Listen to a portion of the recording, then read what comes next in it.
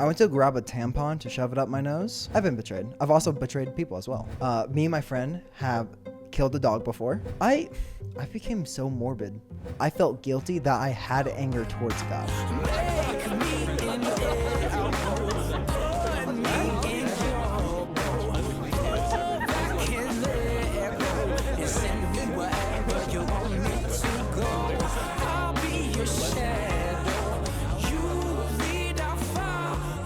What's your realm of study? What's your realm of academics? So, like Paul Parmeley, I go to University of Idaho, majoring in journalism and a minor in creative writing. I'm gonna become so homeless so quick. That's good stuff. Yeah, those are all very useful degrees. Minor. Oh my gosh, creative writing probably not useful unless I'm like, I don't know, make some D&D script. Like, can you get money doing that? I have no idea. My dad mentioned it. He goes, "Oh, make D&D scripts." I'm like, dude, I don't know if that can actually get me money. Dude, does your dad play D&D? No. Okay. Well, I've tried to get him into it because he was asking questions. He goes, "How does the dice work?" I'm like, I don't know, dude. I've only played it once. I don't even know. I had to be taught. But he's like a nerd though, same as me. That's where I get my nerd from. I didn't know you were a nerd, dude. I'm a complete. I nerd. would not have qualified you as a Why nerd. do you think I would not be a nerd? Like, you're more of a killer than a nerd. What the freak does that mean? You don't think so, dude? What do you mean by killer? What's killer? What the killer? Like, I don't know. Like, I literally walked in on you. It's 10 a.m. You're watching a horror movie, and you're like, "This thing relaxes me." It's like, that's not a nerd, dude. That's a killer. Like, are you kidding me? Like, that's stab you in your sleep, killer. like you're literally. Then later, I asked you, "What would it feel like to rip out a spine?" And you're just like, "Oh, it'd feel like a little toy. You know, No. it feels so good." Like, okay, dude, sure. Yeah, you're not a nerd, bro. I've never heard you geek out about Star Wars. You know, it's like, dude, I geek out about Star Wars all the time. okay, favorite phase of the clones. Favorite phase of the clones? Yeah, like their armor design.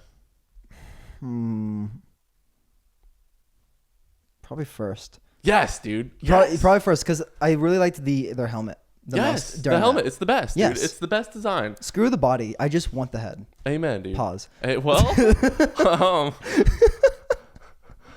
I agree that phase 1 is the best, dude. I think that's that is a controversial take actually within the Star Wars community. Really? I believe phase 2 is generally more accepted for some reason. Which I can see that, but phase 1. Phase 1 okay, is just but then so you have sleek Captain and Rex cool. though who fused them together. Phase 1 and phase 2. Yeah, it just doesn't do it for me, dude. It's all phase 1 is just peak. It's peak. It really is. They got rid of it too soon, and everybody else can suck my nuts, dude. That's so true. Yeah. I just like, okay. I don't know. What other nerd things do you do, bro? No, what other nerd thing? Oh, freak. What makes you a nerd? Because you played D&D once. I played D&D I mean, once. I haven't played it at all, but... I thought I would actually like D&D because I listened to some podcasts about D&D, not all of it though. I'm like, oh, this sounds like so much fun. And then I got into it. I'm like, oh, this actually sucks balls. Like, this is awful because I'm not a math guy and it revolves around math a lot. Oh, it does? Yeah, because you have to like roll like, I don't freaking know. Like, perception, you have to roll the D20 dice, which is a 20-sided dice. Mm-hmm. And then specific, like depending on like the freaking whatever, like let's say I roll 15. Congrats, you got it. Now roll your D6 and then add on to like what you already have as a character. And like you have a bonus thing as a character, so now add 4. It's like, so it's really quick math. Like 6 plus 4 is like 10. Nothing like, it's no like trigonometry. Yeah, but as a mentally unstable kind of as me, it's a bit rough. So what other nerd things then, dude? Okay, so you got Star Wars, video games. I love video game wars like God of War, again Star Wars games. See, God of War, Assassin's Creed. Oh my gosh, Assassin's Creed. This is all lines up with less nerd and more killer to me. How those games? God of War is all about just being the most. No, it's not. Like, aren't you Kratos in God of War? Yes. Yeah. No. But it's more about. It's more about his, like whole spiel. No, he's just an absolute. It's more about monster. the relationship of a father and a son. A father and a son. What a pretty story, dude. Because, I mean, true. The father has issues. The son doesn't know he's a god. That adds a lot of drift. But then, like throughout the story, it paints out a beautiful story of a father becoming close with the son, and then the complete opposite. God of War Ragnarok is complete opposite of them kind of drifting apart, but then coming back together. He goes through a teenage phase. We all know how that is. Yeah, Like, we know. Don't smoke weed. I'm Yeah, gonna so go you relate to Kratos. as a father? I'm not a father. I don't have a kid. Oh, Not yet. One day. not yet. Maybe. Yeah. Wouldn't that be cool? Maybe not. A mini Paul running around? You think that'd be bad? No, dude, that'd be so awful. There's only room for one Paul in this universe. Dude, that actually brings up. My dad's like, "What are you going to name your son?" I'm like, "I don't know, Paul Dante or Jr. something." No, that's crazy. You think Dante is crazy? Yes, dude. What would you name your son? I don't know actually. I've always liked the name Robin, which I know is a hot take. So if I ever have a daughter, I'd for a daughter. I thought this was for a son. No, yeah, for I'm like, a who are daughter. you, Batman? Like, No shot. No, yeah. My first son's name is Batman. Second son is Robin. Robin. That'd be so sick. Have like Bruce, Dick. Who's the next Robin after Dick? I don't know. Oh no, Who's Dick, dude? Dick Grayson. This is a nerd thing that you know way more. I'm not much of a DC guy. They're so Me emo neither. and depressed. Well, I like the Joaquin Phoenix Joker. Do you know what that one is? Everyone likes that Joker. Yeah, it's perfect. It's Except for- my favorite for sure. Isn't that from Batman? Very celibates. You know? So, Isn't that Joker from Batman Arkham Knight, whatever it's called? There's something like that. no, No. it's a new Joker. They reboot it a every new time, one, of dude. course. Yeah. Like actually mentally broken. Yeah. Oh, okay. I apparently All the incels love him. is he the one with the orange hair? What? The one with the orange hair, like You know the movie called Joker? yeah. The newer, Yeah. Oh, him. aren't they making a sequel? Yeah, Joker and with Joker, Harley. Joker. They're making a sequel. Yeah. Joaquin Phoenix literally starved himself to make that role. I'm shocked. That Did he actually? Yeah, like you know the scenes where like he's super skinny. Yeah. and, like he was literally that. That was him. I didn't know he That starved. wasn't fake. I didn't know he starved himself. Well, maybe he dieted for however long for the role, but you Dear know, gosh. still, I'm pretty sure that's starving yourself when you're that skinny, dude. I would never do that. Bro Okay, was well, basically anorexic without actually being anorexic. I don't know if I would go that far for a role. No, dude. I mean, the lead. I mean, maybe that's why you're not an actor. I don't know. You know? Oh, dude, I could be an actor. Oh, you I'm just think not so? sexy enough. Oh, that's so not true. That is so far from the truth, bro. This is the goatee. No, I'm kidding. It's everything, dude. It's all of it. It's the fit. No. It's all of it. I'm 5'7" though, so like I'm short. So I feel Kevin like Hart, dude.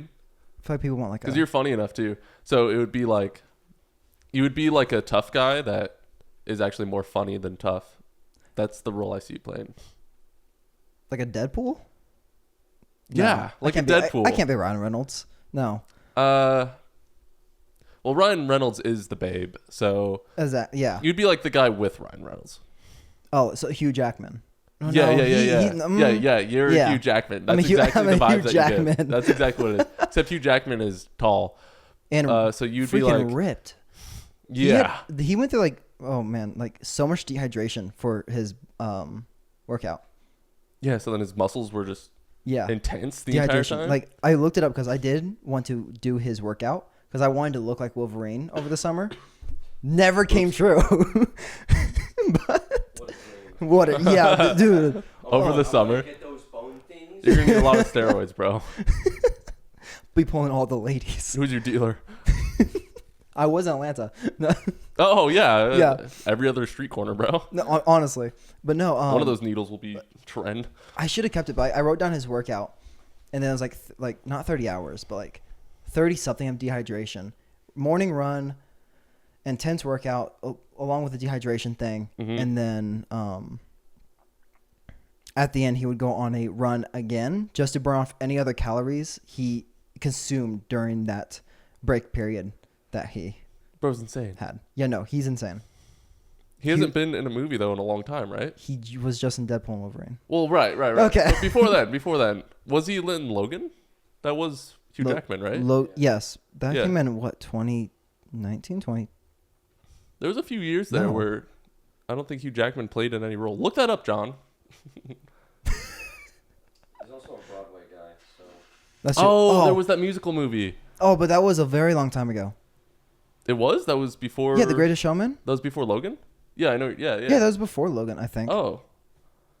Dude, yeah. I don't know anything about Hugh Jackman, but someday he's going to be sitting in that chair. One day. and then you're gonna be right next to him, and I'm gonna be like, so this is your new apprentice. Yeah. So, he's so blonde. this is Amir. He's blonde. He's not from Australia. Is Hugh Jackman from Australia? Yeah, he's an Aussie. That's insane. I did not know Oi, that. oi, oi. You know that? No, And that's like his one defining trait. is Like- that he's Yeah. Australian. I thought he was just his one defining trait is that he's Wolverine, dude. What? What do No. you mean? That's like saying Henry Cavill is Superman. Yeah, he was in Rick and Morty for one episode in 2020. Oh, Crazy. didn't they have a parody? Since Logan, he's done. The fact that I'm still scrolling means yeah. He's done a lot. Logan was 2017. You have Greatest Showman. I was off. Live. Me too. Greatest Showman. Tourism Australia, Dundee, something. Frontrunner, Missing Link, Bad Education, Home Movie, The Princess Bride. All Okay, so this this is random stuff. fucking- yeah, he was working. Holy balls. He just keeps going. Okay. Yeah, Alright, he didn't cool. Stop working just because you didn't know that he. Yeah, He- that's how okay. celebrities kind of work. They just So- don't exist Yeah. unless I. Die after that movie because I don't. I think he died in the Oh, movie, yeah. right? In Logan. Yeah, no. So in Logan, he died. Yeah. Oh. And So that makes sense then why he would never come back. yeah, because he died in Logan, and then he said like he was going to hang up the claws, saying basically he's retiring as Wolverine. But then Deadpool and Wolverine comes out because Ryan Reynolds like convinced. Actually, it wasn't even him that convinced him. Hugh Jackman went to Ryan Reynolds, I think, and said, "Hey, we should make a Deadpool and Wolverine movie." Oh, really? I think it was his idea. If I listened to the interviews, That wasn't like just Correctly. already in the plans of the MCU universe or whatever. no. 'Cause hasn't that been oh written no, that's a out? huge thing. So, Fox owned Deadpool. Right. Disney did not. And then for Deadpool and Wolverine, Disney bought Deadpool from Fox. Oh, they own him now, like Yeah. outright. Yep. They own Deadpool now. Oh, so we'll probably see more Deadpool movies I don't think so. Maybe. I don't know. because even then it was rated R, right? Like there was blood and gore going on. It was awesome. Dude, it was such a wonderful movie. I watched it with my parents, Oh, which good. I don't think was the. No, it's a smart move. But my mom and dad don't have Why the not? same sense of humor as I do. So I was laughing my balls off the entire time. When they're like, "Oh, how was that funny?" Yeah. And I'm over here like, bro, that's hilarious. Nice. Yeah.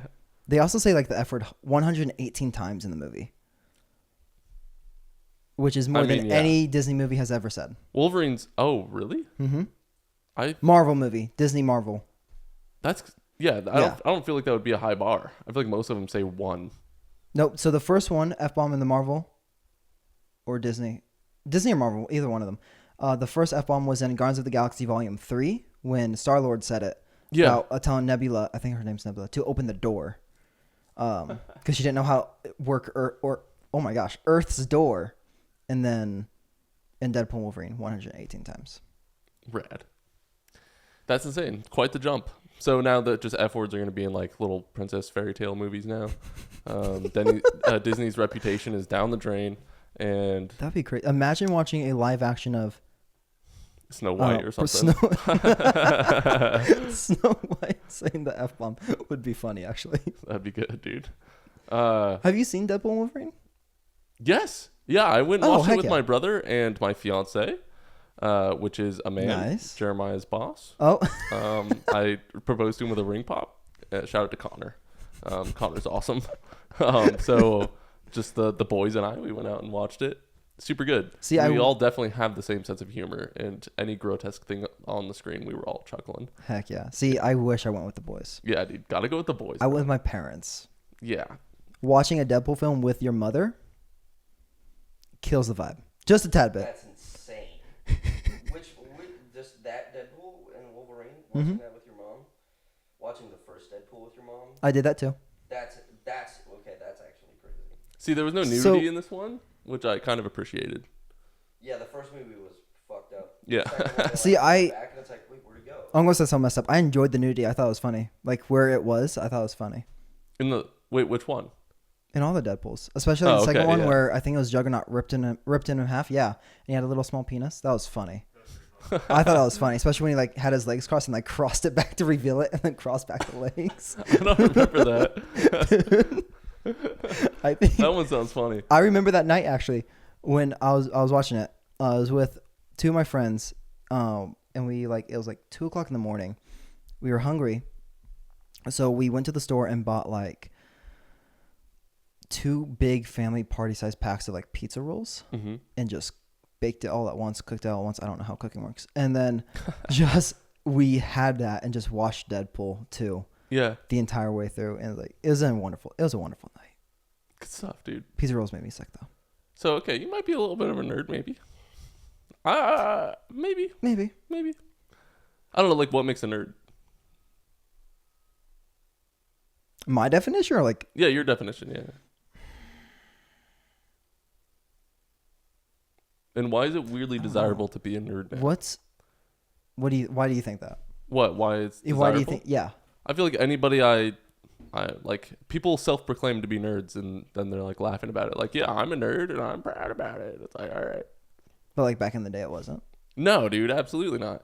Rockstar made a whole game about it called Bully. I played that growing up. Pause. Wait, they did? Yeah. Yeah. Do you know about the game Bully? No. Oh, dude. Such a unique concept for a game. It's so good. I played it on my older brothers had it on their PlayStation 2. So I think that's the only place you can play it on the PlayStation. What year was this? Well, I was born in 2002, and it may have come out around then. Oh, no, you want to look up when Bully came out? Oh no, I had the. It's one of like the most popular Rockstar games. See, I thought GTA 5 or whatever. Well, that is the most popular. Well, yeah. Yeah. But Dude. it's up there. Seen the memes of things that we got before GTA 6 came out? Yeah, those memes are hilarious. It keeps coming. Yeah. Just like the snail meme, it keeps coming. The immortal snail. Snail meme. Do you know that one? Only in Cards Against Humanity, I think. What? Yeah, there's like a card in Cards Against Humanity where it's like, The immortal snail? yeah, or Invincible Snail or something. But you don't know where that's from? Nope. Oh, that's crazy. So basically, there's a huge meme, and it's survived now for years, and it pops up in my feed maybe once every 3 months. And the entire idea is that you make a deal with something, whether it be the devil or any god, whatever it be, that you can have immortality. But a snail, if it touches you, you will die, like on the spot.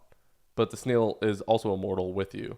And so you just, the snail it always knows where you are, and it's just constantly following you until someday, So like you just move to the other side of the earth, you're living for immortality, eternity, whatever. What? Fantastic. Yeah, dude, just wave to the camera and smile. Crazy. I still have like 3 more pass bys before I can do that. Crazy. You've been on the podcast. I know, This is true. 2006. but I've only passed by 3 times. 2006 The was six? when Bully came out? Oh, okay. So I was born in 2005. Ooh, yeah. So. Well, I was definitely too young to play it, but my older brothers had it, so, and they're 9 and 8 years Oh, older no. than me, so. I think we had a Wii for the longest time. So that's all I had to play with was like Wii and playing like Skylanders. Oh, Skylanders was the best, Dude, though. I love Sky. Did you have a favorite Skylander? Yes, dude. Oh. He was one that you dug in the ground. Not Diglett. That's Pokemon. I don't remember his name. Like Grindsore or something. Or Drill. Something dumb. Drill guy. Yeah, I know what you're talking about. Do you? Yeah. Like He had like he's like a little, very short and like had 2 little drills. Yeah, dude. Yeah. I think so. I'm whipping it out. Whip it out, dude. Whip it out, dude. Whip it. Skylander or Skylanders Giants? Just Skylander. Yeah, Skylanders. Drill Sergeant. I think it was Drill Sergeant. I mean, there was multiple drill ones, but I'm thinking of Drill Sergeant. it was like a brown dude. Train looking deal. Yeah. Oh, No, I didn't have a train. Well, Mine was just a brown monster looking fella. Like a T-Rex. Yeah, similar. No, That's who I'm thinking of. that's not who I'm thinking Okay, of. so you're thinking of the creature then. I'm thinking of the biological, like if you cut him, he'd be bleeding. Not Yeah, robot. okay. Skylander, yeah. this guy? Nope, he's a small No. four-legged, I think. Four-legged. I don't know. I I rem- can see him in my head, but I don't know if I that remember memory is This true. was a favorite memory of mine was Skylanders. Come on, dude. I love Skylanders. I wish I had money because then I would have bought way more Skylanders. I think I sold all mine to Entertainmart for money. Oh, that's so smart. I don't know where all my Skylanders are. My mom might have them in a box somewhere. Dude, in the replay garage. those games though. Oh yeah, dude. I got judged. There was one time I got judged so badly by one of my friend. I don't know if it was in a joking way or not, but I told him like, "Hey, dude, come on over. I just downloaded Star Wars, Lego Star Wars, the Skywalker Saga." Oh, dude. And he goes, "No." I'm like, What? "Why not?" He goes, "No, like, Paul, this is a stupid game." I'm like, "Fine, more fun for me then." Yeah, whatever, Like, dude. Screw that dude, guy, okay. bro. You had awful friends, dude. No, I love him though. He's like, Oh, okay. Actually, Yeah, my friends suck. No, you should make better friends. I'm better. no, I can't say crap. They know way too many secrets of mine. I gotta keep them. Oh, around. crazy. Well, if you ever want to play Lego Star Wars, invite me over and I'll bring pizza. Heck yeah, would have to re-download it. Dude, okay, Hot Pockets, Lego Star Wars. That's a fun night. Maybe some goldfish. So crazy take. I know how to party, dude. Hot Pockets. No shot, I'm really? not a fan of Hot Pockets. All right, fine. We'll just do regular pizza then. That's plenty as good. I ate so many ramen and Hot Pockets as a kid. Ooh, dude. I lost my favorite for it. Here's a secret kid recipe that my brother taught me. My twin brother and I started doing. You'd get a hot dog because that's what we knew how to make back when. I liked my little Franks, you know. So I'd slap a dog from the microwave into the bun, and then I would slather that in mustard. My brother did ketchup, but I hate ketchup, so I'm a mustard kind of guy. Really? And then you take Cheez-Its. And you can layer about 5 of those on each side between the bun and the dog, and then 5 on top. And now you have like a crunchy shell of beautiful cheese mixing with the flavor of the hot dog, the bun, and the mustard.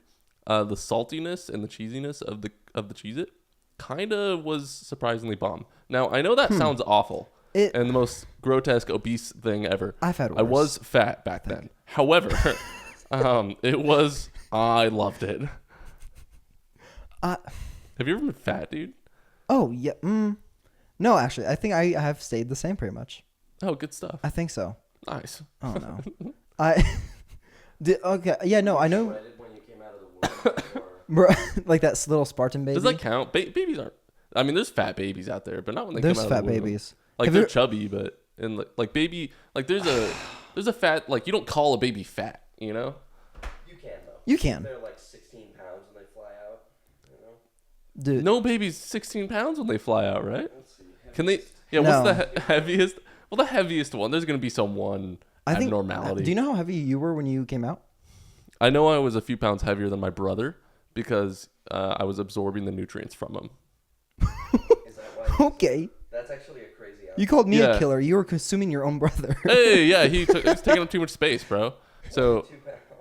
22 pounds, That's dude. a fat baby. That was 1879. 1879. 1879. Oh, people were made different back then, bro. That's crazy. Yeah. Does the baby have a name? Yeah. Anna Babe Bates. Oh, so it was a girl. Yes. A girl. Makes sense. Massive girl. I just sound so sexist there, but makes sense. Wait, how does it make sense, dude? That Please makes explain. perfect sense scientifically. You're not a biologist. Please explain, dude. Elaborate. I was on so sexist because I was about to say Ford 150. What? Yeah, have you not seen those sexist jokes? Ford F-150? Yeah. How does that she's relate built at like all? she's built like a Ford 150. Oh, that went way over my head, bro. There you That's- go. I lowered it that's down to good. your head. Yeah, thank you. I appreciate that. You got to speak on a lower late wavelength. My bad, maybe. my bad. Yeah, No, yeah. actually, that doesn't make sense. I don't know. I feel like a guy would be heavier. As a baby? Yes. I mean, 'Cause we're- take it from my brother. I was absorbing all his nutrients, and yet now he's like a few inches taller than me and 200 pounds muscle lean, bro. So, I would say you're. and- Hold up. How tall is he? taller than me, probably like 6'2", 6'3", Oh, dang. How tall Mhm. are you? like 6 foot. Really? Yeah. I know you don't trust it. You're twins. Okay. You're supposed to be. Oh yeah, we're not identical. Oh, you're just like twins. Yeah, Okay. we're fraternal. So we just popped out the two same. separate spermies, 2 separate eggs. Heck yeah. Yeah, my dad had a vasectomy 6 years before we came out. So feel like after that'd 6 be- years after the surgery, it grew back. I feel like that would be so painful to get a vasectomy. My brother had a vasectomy, my older brother Josh, and he shared with us the story. I don't think I would ever get one. Really? So he Mm-mm. went in and he was chilling with the doctor, and like you're awake while it's happening, but they sedate it, so you don't really. Oh, feel you don't it. feel it? Like you feel things going on, but you don't feel. So you're any telling me pain. I'm awake while some stranger is touching my nuts? My brother was laughing and hanging out with the doctor as he's cutting into his nuts. I don't think I would ever do that. Really? My I nuts would, is a dude. sacred area, bro. No shot. I would. Here's the thing. You're like late 30s. You and your wife still want to have fun, but you don't want a kid, you know? Put a condom on. Yeah, but, you know. Or pull out game.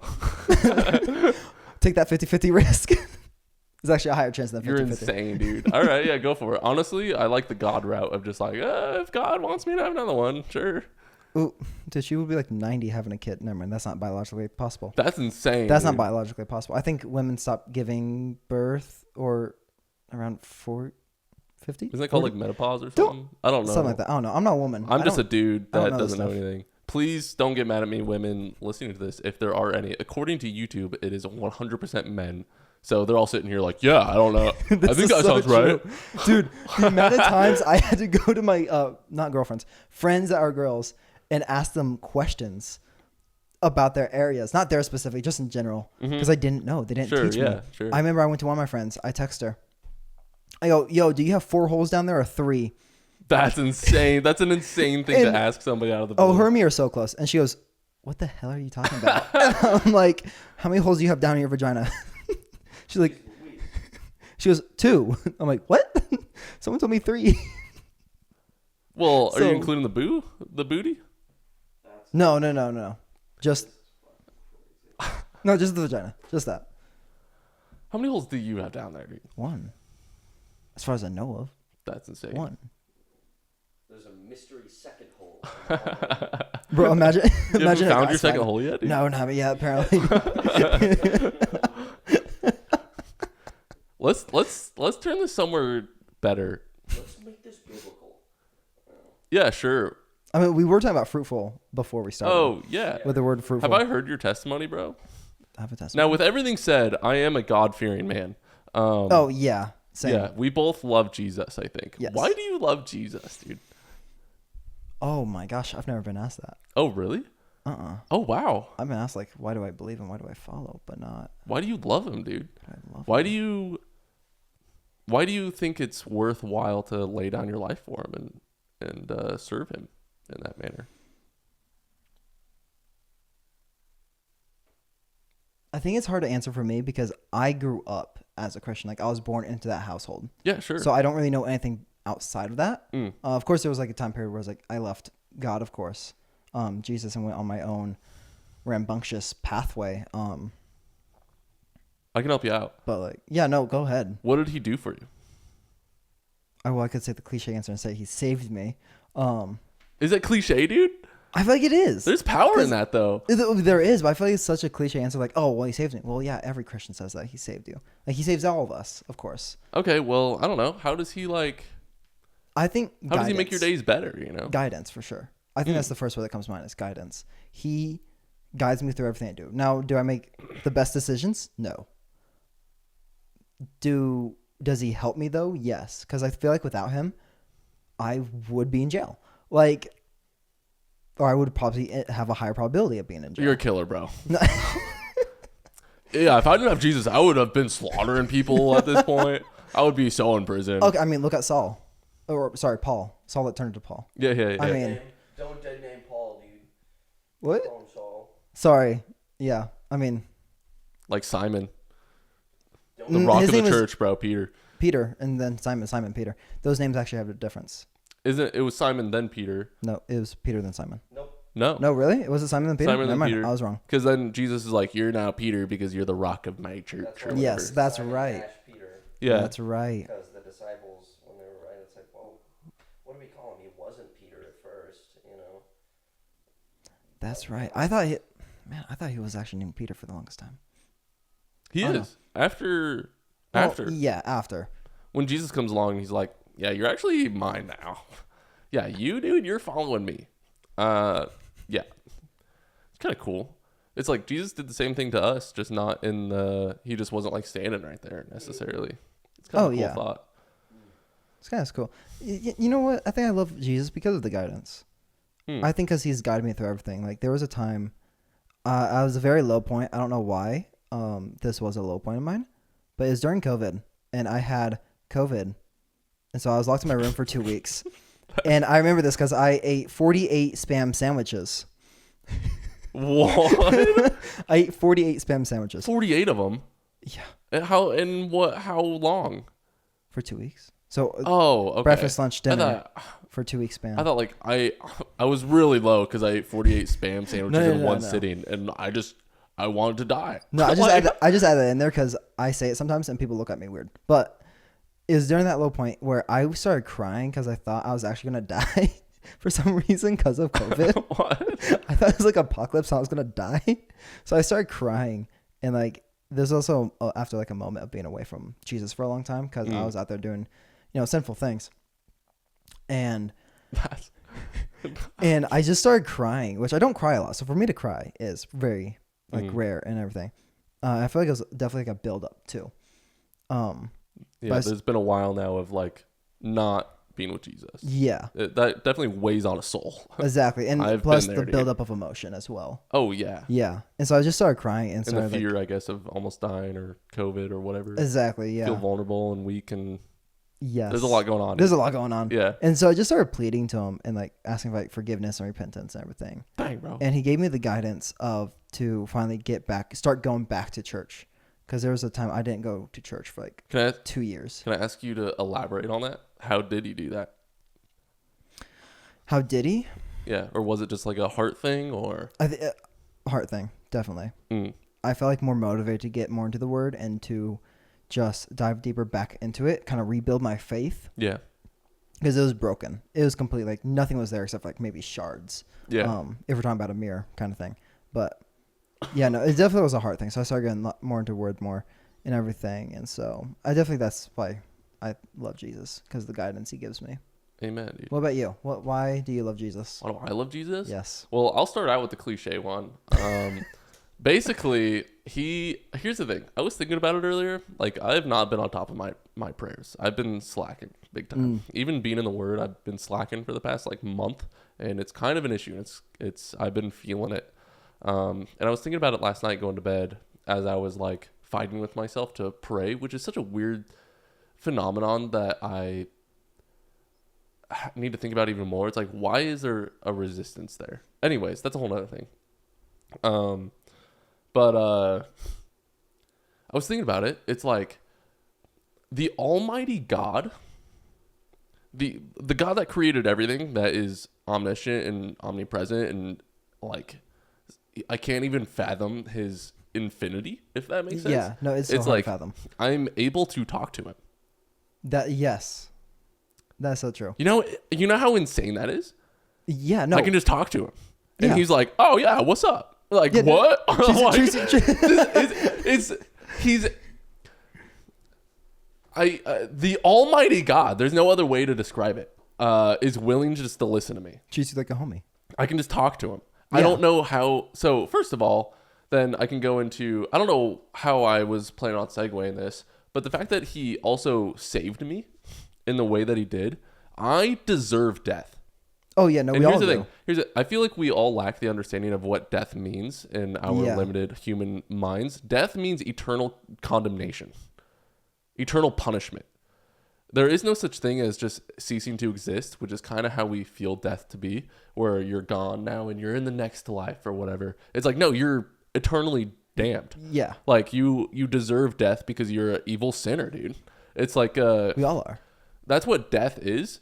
So God to come die on the cross for me and extend that hand of life, I can live now. Yes, Like, you know how like that's it's amazing. it's incredible, dude. It's absolutely incredible. It's kind of I don't think, like, it's absolutely cliche in the sense of, yeah, that's why we Yeah, but like it's literally, that's everything. it pretty much is. That's literally, it's either eternal condemnation and punishment for my wrongdoings, or life with Jesus, dude. Yeah. Because he took that punishment for me. I- He literally took that punishment. Oh yeah, He no, he took the experienced ultimate that. sacrifice. The ultimate sacrifice. Oh my gosh, dude. That's the Almighty God, the same one that I'm like, so in like, it's crazy to talk to, is the same one that will pour out his wrath Yes. on those evildoers, Yes. which I am one of those evildoers. You know how vulnerable that makes me feel? And the fact that Jesus, like, if it wasn't for Jesus, if it wasn't for God's mercy, his own self of like, oh, yeah, I'm just going to be a little bit merciful. Like he had to make a decision. Oh yeah. Like it's within his nature, sure. But like, God can be evil if he wanted to, probably, right? Maybe not, actually. That's a whole other thing. I don't think so. You don't think so? Because if it's in his nature... I don't think so. Because I think his nature because he knows everything and he knows that evil's bad, so he then is only good. I think God is complete good. All about him is good. Yeah. Yes, he has anger. That's righteous anger. Completely different than our anger that we have. Right. Now I think Jesus shows a good example of that in the temple of what righteous anger is. But I think God is complete, full good, and the evil is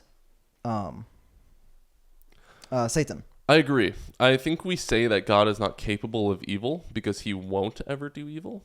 But I don't know if that means that he's incapable of it. Because if he's incapable of it, then is it not limiting God? Oh, that leads into a huge paradox. Yeah, it does. Yeah. That is a huge paradox. That is a huge paradox. I've had that conversation before. Oh, really? Yeah. And I was like, I can't. This is the first time for me. That's it crazy. It boggled my mind. Like, after hearing it, I was like, dude. I guess it doesn't really matter. I need a nap. All we need to know is that he won't commit anything or do a wrongdoing or a sin, if you will. Do anything that is evil. So we're big chilling at. What really gets me going is he's outside of time. That straight up confuses me because I'm like, wait, so if he's outside of time, he knows we're having this conversation now. He knows what we're going to say, what we're saying, what we've done in the past. And he's also living in a period of, I don't know, 800 AD as well. Yeah. Like he's just not in our present. He can also be wherever he wants, dude. Exactly. He's also he's everywhere at the same time. Dude, okay, so that is such an important part, I feel like, for us Christians to understand in the sense of understanding that peace that he is offering us. Jesus Christ offers us a peace. That's another reason why I love him. Because he offers that you can experience heaven now on earth. What does that mean? It means that you can experience the peace that you will experience when you're in heaven. Meaning, when you have Jesus, you don't have to worry about anything. Anytime you're worrying about something or stressing about it, you're taking control in your own hands. Pretty much, rather than just giving it to Jesus, right? So he offers you a peace, and because he knows everything that you're ever going to do, not only can we trust him then to be a just judge, but he also then, when it comes to like what sins you're going to commit, when you sin, because you are in fallen flesh, right? You're going to sin. It's like you don't have to feel guilty or shameful about it. Yeah. Right? You want to strive to not. For sure. Of course, yes. There's absolutely a difference between just going hog wild because I'm forgiven. That's like a whole. There's definitely a gray area or like a fine line rather. You don't want to take it for granted. Yeah, there's definitely a difference there. But like you will fail. You will sin more. But thankfully for us, God knows that, and He's already died for that, and has already forgiven us for it. So there's no need to then feel bad about it. He's been so gracious about it this entire time. So gracious, bro. There was like there's no reason for him to be gracious. That's the crazy. We deserve death, dude. Exactly. I was talking to my mom, I think. I was in Atlanta and I was like calling her because I was like bored out of my mind. And I was watching Supernatural and something popped up and started producing questions. Crazy. And so I'm just like talking to her and I'm like, I deserve to go to hell. Like, I've sinned so many times. I deserve to go to hell. And I don't know where I'm going to go after death. And my mom's like, hold up, what? I'm like, yeah, I don't know if I'm going to go heaven or hell. Whoa. And she goes, Paul, you're going to go to heaven. I'm like, how do you know that? I'm like, I don't. She goes, well, do you believe that he died for your sins? I'm like, yes. She goes, do you believe that he's your savior? Like, you've let him into your heart? I'm like, yes. She goes, do you acknowledge that you deserve to go to hell? I'm like, yes. And she goes, well, then you're going to heaven. I'm like, that's the thing, though, is how do I truly know I'm going to go to heaven? Because what if I said yes to all those questions, and I have done it, but deep somewhere down in my mind, in my heart somewhere, I'm lying to myself. You're doubting. And doubting. And but I think that's portraying it as the truth. And it gets deep, I don't know. It's like you say it because that's what you've grown up saying. Like, yeah. Probably not grown up saying, well, maybe a little bit saying, but just grown up thinking. It's so ingrained to now where I'm believing. Like you believe it in your head, but not in your heart. Yeah, but even believing it in my heart as well. Mm. But having done like your own research, or just because like other people told you about it, so then you believed because other people told you. yeah. And I mean, that's childlike faith, right? No, that's being naive if you don't look into it yourself. And I think that's why I started getting into the word a lot more to answer these questions I have. Yeah. And a lot of questions I have had don't have an answer. Well, Those it are my does. favorite It questions. does, but it's faith. Yeah, right. It's like, oh, it dude. doesn't have an answer. It's part of faith. Like, So true. that's true. So, Oh, come in, dude. What's up, kid? hi. What? Seems to be a recurring theme. Yeah, every Monday, Thursday, and Saturday, bro. I can go around for Sunday. Oh, perfect. You can always say hi to the camera if you want. Oh, perfect. All right, cool. Okay. Welcome, Kipular. What were we talking about? Something about Jesus. Kind of lost track. I do have a question for you though. Oh. What do you fear? Oh. Well, I always like to talk about how, like, I'm not afraid to die kind of thing because I know where I'm going. Yeah. But if a bear was mauling me to death, like, I would definitely be freaking out. I Oh, would be definitely. in immense fear. Being afraid of dying is different than being afraid of death. Or, yeah. Process of dying. Process of dying? Yeah, I'd rather... Dying itself. I'd rather not get crucified upside down like Peter, you know. That wouldn't... You know, Oh, dude. that sounds kind of scary. It's a very specific fear. I found that so fascinating when I first learned it. I loved it. Sorry, go. Because like, okay, I told my dad I want to get a tattoo on my forearm of a cross that then loops into a Latin phrase that means death before defeat. Okay. And it would be That's cool. it would be upright for me, but for others it would be upside down because it's from my point of view, not for others. Yeah. It's for me. And I think I was talking to my dad, and my dad's like, well, don't you think that people at our church would think that you're a Satanist or demonic because the cross would be upside down? And I'm like, well, Subjective. actually, if they do their research, it's not a demonic symbol. In fact, the cross used upside down, I think, wasn't used until The Exorcist. Until then, it was never very known for it to be upside down. Beforehand, it was just known as St. Peter's Cross to represent humbleness, knowing where we belong, where we stand. But Yeah, then modern times have not made righteous enough to be crucified in the same way that. But then Christ modern has. times has made it satanic, just like the Nazi symbol used to be. Yeah. What, peace or something? And now it's not. I can see that. However, nowadays it is Yeah. meaningful of that. At least people use it as such. So I see where that confusion come in. However, that is not where your heart's at. So I see, like, Oh whatever, yeah, dude.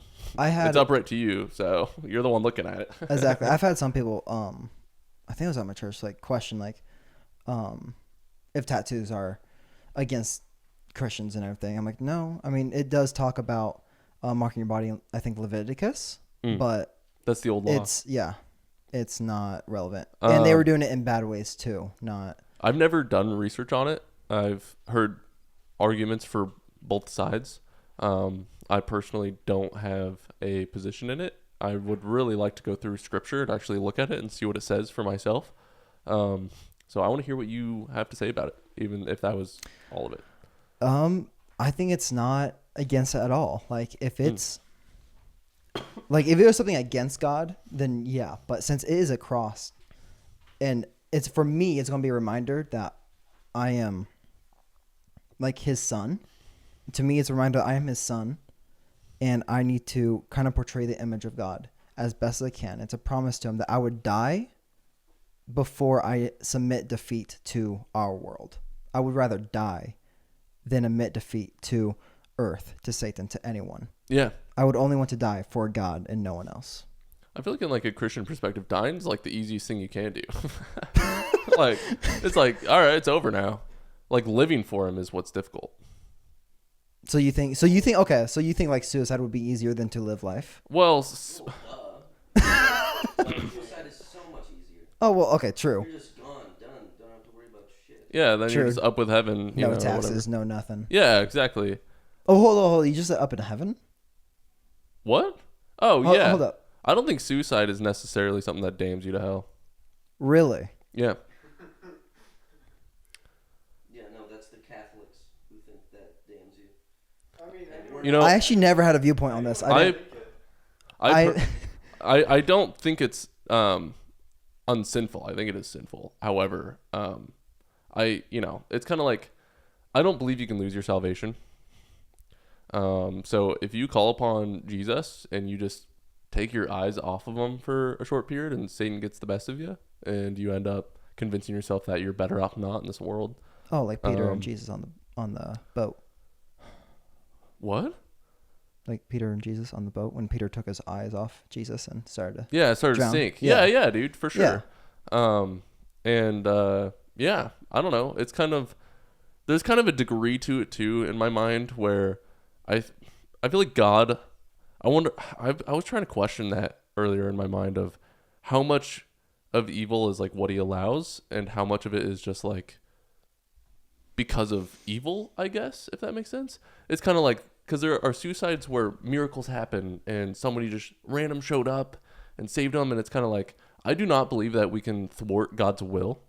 Oh yeah. So if it comes to that, I was kind of wondering like, well, if nobody shows up then and they go through with it, is it something that God has allowed for like greater? Yeah. I don't know because like ultimately I can trust that he's just and good. But I don't know, because like that is evil, right? I believe it is sinful. I don't think that's it's never in his will for that to happen. So then there's like okay, so what's going on there, right? True. Yeah. How does that relationship work with that? I don't know. But no, I don't think suicide is necessarily worth condemning. I wonder what Scripture says about it. I've never looked into it. I've never read anything about suicide in Scripture. I know someone. Supposedly Judas Iscariot killed himself. Who? Not supposedly, definitely, very directly. Yeah, Judas, the guy who betrayed Jesus. Oh, one of the disciples. Yeah, Judas. Yes, I think yes, he did. And there's someone else. But then I think it's even debated if he went to heaven or hell, right? Because if somebody said a really compelling thing to me, which was like his suicide was his repentance. Maybe. Which is kind of because an he was fed thought. up, like eaten up by guilt. No.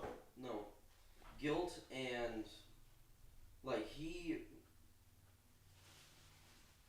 when we seek, forgiveness from the Lord, it's out of shame, right, and repentance. Yeah. He felt guilty about, what he did and killed himself for that. It's not repentance. That's taking that. Couldn't guilt on yourself. Couldn't guilt be the same thing as repentance and shame though? Because like I feel guilty for the sins I've committed and I've asked for forgiveness and repentance on it, and it came from guilt. We all have different definitions of those words, so it's kind of True. hard to. Most words are subjective when it comes to meaning. Well, what really matters is the heart posture of Judas and the heart posture of a saved believer is very different, whether you want to call it guilt or shame or whatever it is. Everyone's relationship with God is going to be different than someone else's relationship. It's almost like he was guilty that he got caught more than guilty that, it's like when a kid says he's sorry because he got caught instead of sorry because he knows what he did was wrong. Yeah. But maybe that's not the case. However, dude's damned. That's the way it goes. Judas, the only people to have ever claimed Judas to be a good guy was non-believers. So I'm never gonna believe that he was. You heard of Jesus Christ Superstar? I have not. It's a movie, a heretical movie that portrays Judas as a good guy by the end of it. For like, oh, you did it, you killed, or you got Jesus killed, so that X, Y, Z. I haven't seen the movie, but I know that was the Interesting. Message derived from it. So, because of that, it pushes me further from thinking that Judas could be. If the world says he was, stray away from that. That'd be fun to do a deep dive in the Bible about It definitely Scripture would be. pertaining to it, because I don't think I've ever done that. I've only heard worldly wisdom, I feel like, Have you read about it all. Judas, his suicide is described That- differently? Differently? Yes. I don't No. know how. Honestly, I knew the guy killed himself, but I didn't know there was So- something written about it. In the Gospels, it is mentioned that he hung himself, I think from a tree. Makes sense. Would be quick and easy. But maybe that was just inferred that when it says he hung himself, it had to be from a high place to hang yourself, so a tree, right? I don't know. I haven't looked much into what it said. I could look. You mean it's very symbolic? Yes, because in Acts it says that he, with the money that he got from selling Jesus to the authorities, he bought a plot of land and gutted himself into it. That's not quick and easy. Yeah. So It's really brutal. yeah, it is. So hung himself has been theorized to be, Symbolic, Mm. yeah. less symbolic, more a different definition of hung. Yeah, hunging out is intestines. Shoot. Yeah. Let me. Ew. I would never do that. That's icky. I would never die that way. I have actually thought about if I were to kill myself, how I would do it. Oh yeah. So I've thought about it before. That's dark, dude. You are a I've killer, thought- bro. I'm not. I'm not a killer. I mean, I probably just, I don't know. I probably shouldn't actually say anything, like, but yeah. Saying that I'm a killer. What? Saying that I'm a killer. No. Oh. I was about to go into like how I might do it, but I don't think that's exactly okay. Anyways, I don't know. I've thought about it, but So in Matthew 27, the section that says Judas hangs himself is then when That's what's Judas, his titled. betrayer, saw that Jesus was condemned, he changed his mind and brought back the 30 pieces of silver to the chief priests and the elders, saying, I have sinned by betraying innocent blood. Not, I have sinned by, betraying, God. It was by betraying innocent blood, which maybe think about that. They said, what is that to us? See to it yourself. And throwing down the pieces of silver into the temple, he departed, and he went and hanged himself. And that's it. Oh, shit. But the chief priests, taking the pieces of silver, said, it is not lawful to put them into the treasury, since it is blood money. So they took counsel and bought with them the potter's field as a burial place for strangers. Therefore that field has been called the field of blood to this day. Then we'll put, yeah. Oh shit. Okay, it's all important. Then was fulfilled what had been spoken by the prophet Jeremiah, saying, and they took the 30 pieces of silver, the price of him on whom a price had been set by some of the sons of Israel, and they gave them for the potter's field as the Lord directed me. If we go to Acts, I'm pretty sure it starts, or no, it doesn't. it's one thing I do love about the Bible is the symbolism in it. The symbolism is so good. it goes deep. It does. It's everywhere, dude. I think it's even It is everywhere. everywhere. You were talking to the conspiracy theorists, bro. Like, I symbolism is everywhere in this world. love being a conspiracy theorist. Really? Oh, dude, yeah. How have I not known that? I love being. Oh, dude, conspiracy theories. Craziest one, bro. Love it. Go. Oh man. Craziest one or for my favorite one? What's the craziest one that you believe in?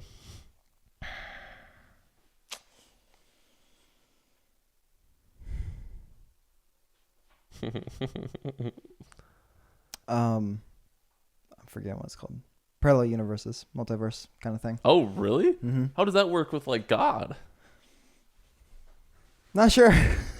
Is that a conspiracy theory? Or is that like a quantum physics science? It'd be a theory? quantum physics thing. It's like but string theory or whatever, which is. I've never understood. it has theory in it.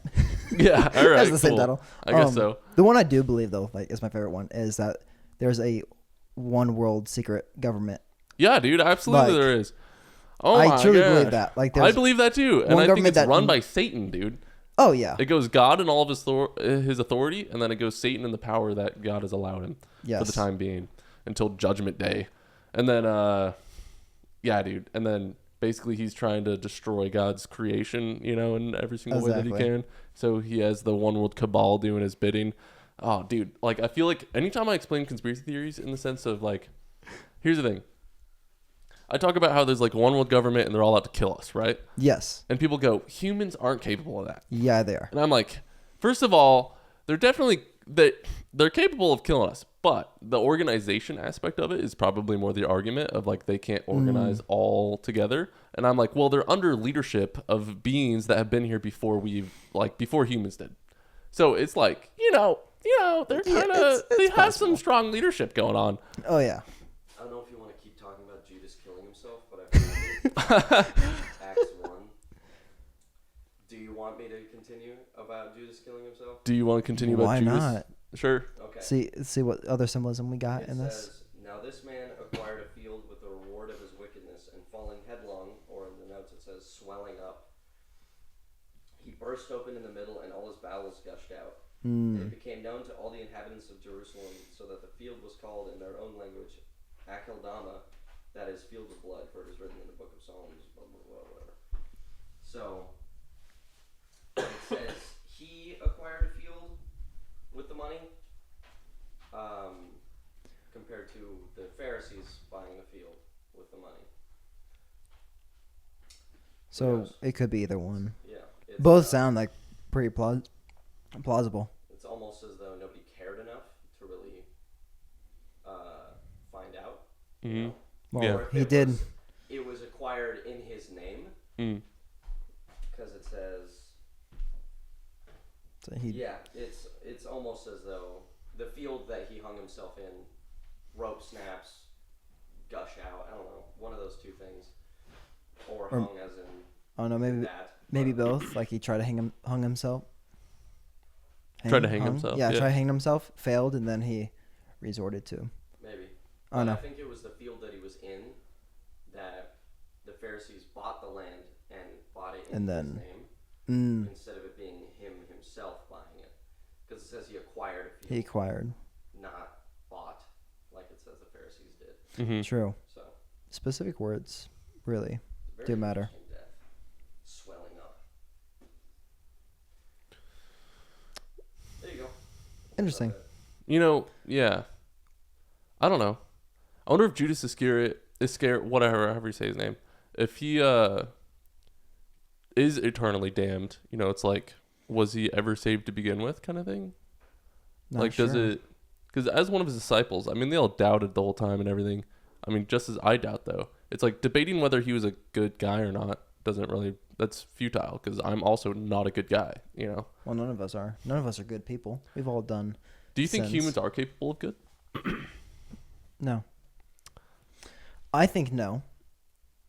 Because I think without the presence of God and the Bible to begin with, we would do what we think is good, but then would ultimately just screw us over royally. So I think no. Because I think if we do try to do something good, which I think we have tried already, it always ends up bad. I agree. I think so. Jesus says, I should learn the verse because I quote it a lot, where he says how nobody is good but the Father. Yeah. And it's like, all right, so if nobody is good except for the Father, it's I am literally not good in any capacity. I mean, I can't be good. And if I ever am good in like the same way, like if you don't have the Holy Spirit within you, can you be good? It's either the Holy Spirit then working externally around you, or it's all done in vain. Yeah. Because it's all done for your own selfish desire of either feeling good or being liked, or you're not doing it. There's vain in that. It's kind of yeah. I mean, kind of think that covers it. Look at Genesis when we the fall, like we did what we thought was. Of course, we were manipulated by the snake, by Satan, but we still had that free will to not listen to him. But yeah, we still did. Yeah. We thought we did what. Hold up, that was English. We did what we thought was for the better of us, and it ended up not. So we got kicked out of the garden, which I would love to see that garden. You're going to, dude. Oh, I would love to. You're going to be in it. I would love to. A better version, even. Oh, that's true. Yes. Oh, I would love to. I can't wait. How do you think heaven will be? Good question. I don't think that's up to me to actually think or decide, to be honest. Well, it's not. But what do you think? I mean, it's not for you to decide. You can think about it. Sure. I think it would be like our Earth today, just without without the pollution, the evil, and all that. I think it would just be that though, just with worshiping God, having our lives eternal. We would be eternal. We wouldn't die. There's no death. No there's taxes. Yeah, I think it would just be completely good. Like, yeah. I don't know. Yeah, It's kind I of agree. not hard, but like, there's so much, but like, That's actually a crazy thought. You said no pollution. yeah, there would be nothing. No pollution. Well, No. no. Like, the balance, right, is trees and all of greenery suck in CO2, which is what we pump out of our cars, right? Mm-hmm. So if everything was like, if there were cars in heaven, there would have to be enough trees to suck in all of that, if there were cars. Yeah, it'd always be like a perfect balance. Oh yeah. There just wouldn't be cars because that would cause pollution. Because God made his creation around this, like around consistent change or constant change, rather, Yes. and it re-heals. It's like, Oh yeah. I guess the kind of idea in heaven though is that it wouldn't ever rot to begin with. So would there ever be healing, needed? Right? Maybe I'm wrong on that. I don't know. Because like Dude. like Adam and Eve didn't age until death entered the world. Yeah, and that was after the fall. Yeah. Yeah. So Yeah. it's kind of like, I mean, if we're not aging, how does a tree age, or does a tree ever get a disease and die? No, 'cause like I if you don't think- water a tree in heaven, does it? I don't die? think so, because I think it would also be eternal.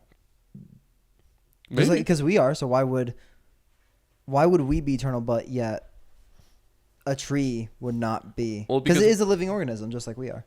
Well, not just like we are. Oh though. no, yeah, it doesn't have a soul. Right. But- Well, so that's probably the difference, right? It's kind of like, well, Oh, we yeah. are made in God's image. I believe in terms of importance in God's eyes, we are above that. Oh, definitely. So in the guides of a garden, how does a garden function here? You have to water it. You have to keep it. You have to keep it maintained. Yeah. We are made to labor. We will be we are. laboring. We in were heaven. made to keep watch. What is there to- what's yeah. the word he used in Genesis? I don't know.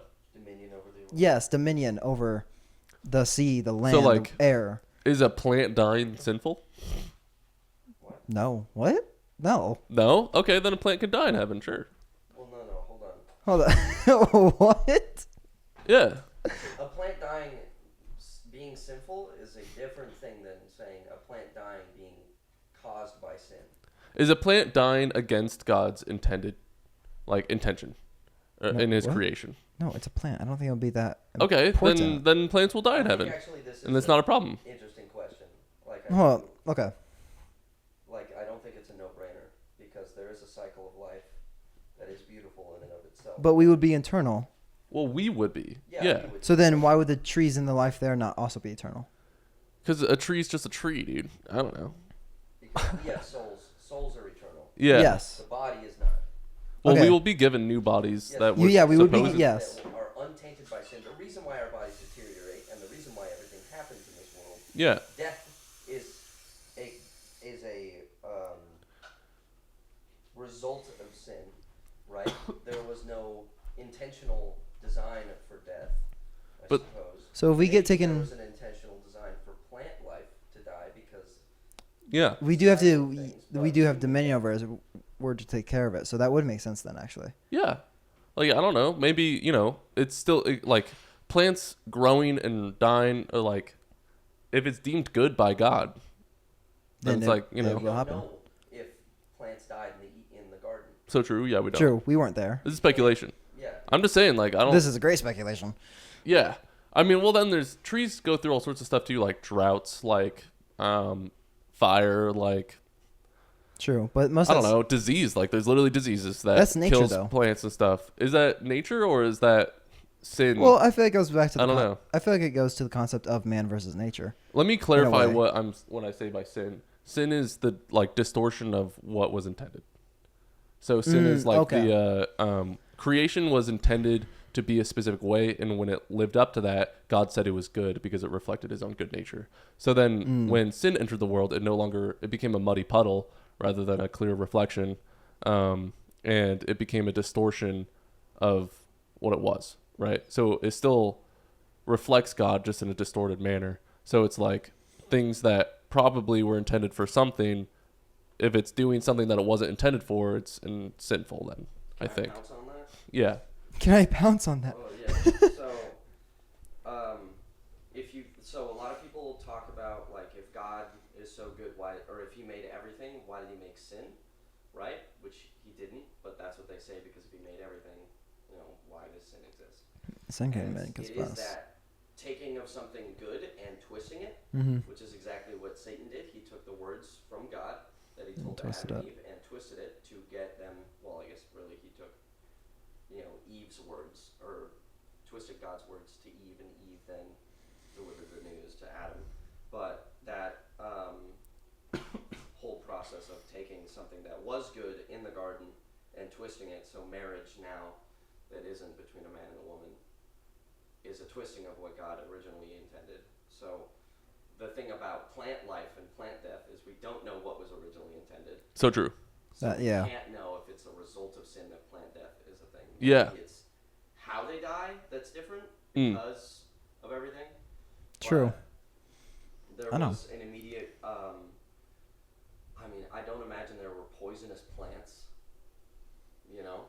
maybe. I think there were poisonous plants because it needs some kind of balance. Like, Does it though? Yeah, I think Was so. there not balance in the fact that it was made by God?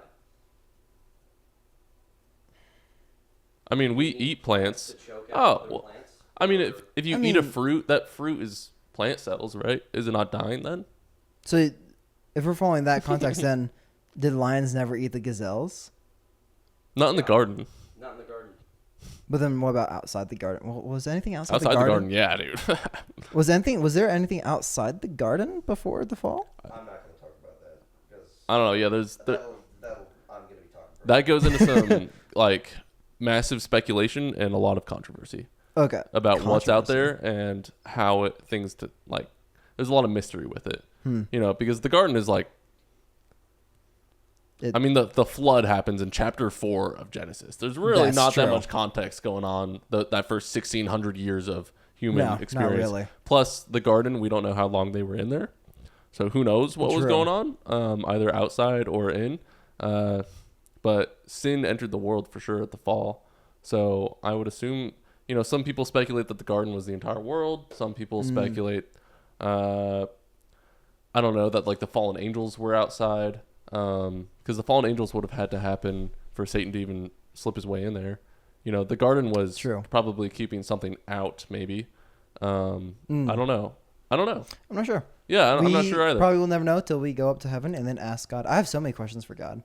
Like, yeah, dude. I know. I have some questions like, dude, I've just been really curious. Like, a lot of them you can ask him now and he'll like answer it, whether now or 5 years from now. Yeah.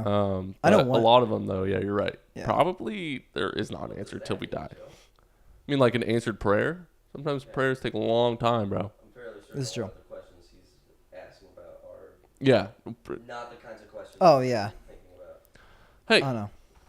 John. Ask God right now how He made the earth. He'll probably tell you in 5 years. I know all my dad's questions that he wants to ask God. Yeah. Yeah. Can you share them? Why did He not make deer orange?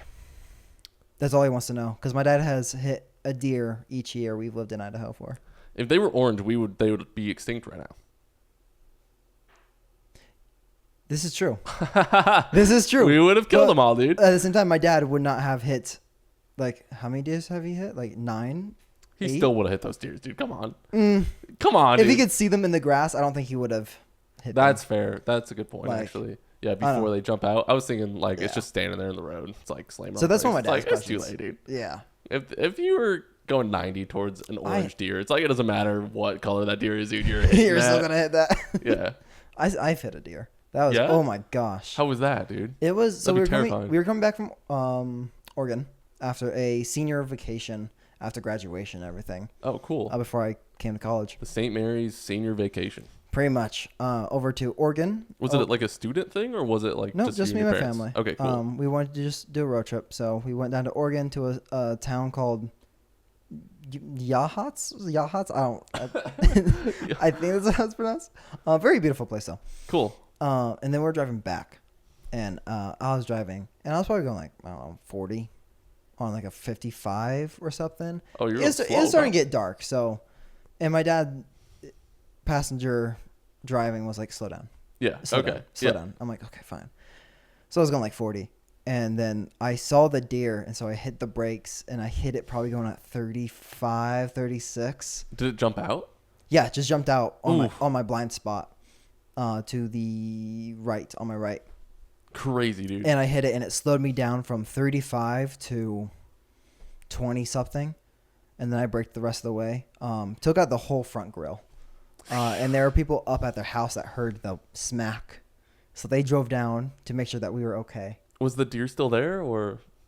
How we evaporated? Yes. No. How much vapor was there? Like, Just started like despawning like in a game. No, it ran away. It didn't die. It just I mean, it didn't die there. scurried away. Shoot, dude. Crazy. Ran off, died in the bushes, dude. Shoot. Bro, you know what's even more crazy? My friend hit a deer on his driving test. That's insane. Yep. that's Idaho as fuck. Did he pass still? Yeah, no, he did. So Heck yeah, dude. Let's go. He was driving up Highway 3, I think. And he saw the deer, and he wasn't going fast at all. He was doing a lane change. Mm-hmm. And he saw it hit the brakes, and it like hit his car, and like he pulled over. And mind you, his dad's the driver's ed teacher, so I don't know why I was taking this test. His dad's the driver's ed teacher. What? Anyways, Cheating, bro. Come yeah, on. man had a cheat code all his life. No, I'm kidding. So he got out of the car to check damage, and there's not a dent, nothing. So he hops back in the car, and he's like, he looks at the instructor. He's like, "What? Do we continue?" She goes, "Yeah. Is there no damage? Is it drivable?" He goes, "Yeah, there's not a dent." And she goes, "Okay, then yeah, let's just continue." Crazy. And he passed. I'm like, dude, what are the odds that you hit a deer on your driving test? That's actually insane. I'm so afraid of it because for my car, my little Corolla, dude, my little Toyota Corolla would not survive a deer impact. It would be totaled. Plus, yeah, no. I drive up, 95 all the way up to Coeur d'Alene to visit my mom all the time. Oh, yeah. I'm gonna be doing it this Sunday again too, and it's like I like to drive at night because there's no other cars. It's so peaceful. But yeah, it is, dude. It's nice. Except I for- like that, like the hypnosis too of just being absorbed into the because like the street paint, yes. it's like it's Drink I alcohol while you drive, you get even more absorbed. so true. Yeah, if I'm White on fence line. while driving, it's the best, dude. It's it kind of feels like I'm like going through Star Wars, the like the hyperspace the stuff? hyperspace drive. Yeah. Ah. I love it. That was so good. But every now and then, it's the average amount of deers I probably see every single time I do that on the side of the road is at least 2. It's constant, dude. I barely yeah. I barely see any when I'm driving. I've had to slam my brakes once or twice because the car in front of me had to slam on their brakes because there was a deer crossing kind of thing. That's happened before. Yeah. I've had a lot of like close encounters, but I've never nicked a deer. I've never crashed into one. Once you get your first one out, it's not bad the rest of the times, hopefully. But As soon as you pop your deer hitting cherry. That's insane. no, I remember I was still I didn't have my driver's license. I still had my permit. So I was driving with my mom, and my dad's like 2-week new car he just bought. And I was driving it because my mom is blind as a bat during night. And so I went shopping with her during winter. And like I was going up one of the hills and like lost control. And yes, I was taught in driver's ed to not hit the brakes, but what do? I hit the brakes. And so I just slammed on the brakes. And I'm like, oh crap, no, I shouldn't do that. So then I took it off, but then naturally I'm like, oh, but it doesn't feel right. So I hit the brakes again. So we're kind of going all over the place. We did a 360 kind of hold up. We didn't do 360. We did like a 90-degree angle turn and slid kind of in the center area where there's like a rock ditch kind of thing.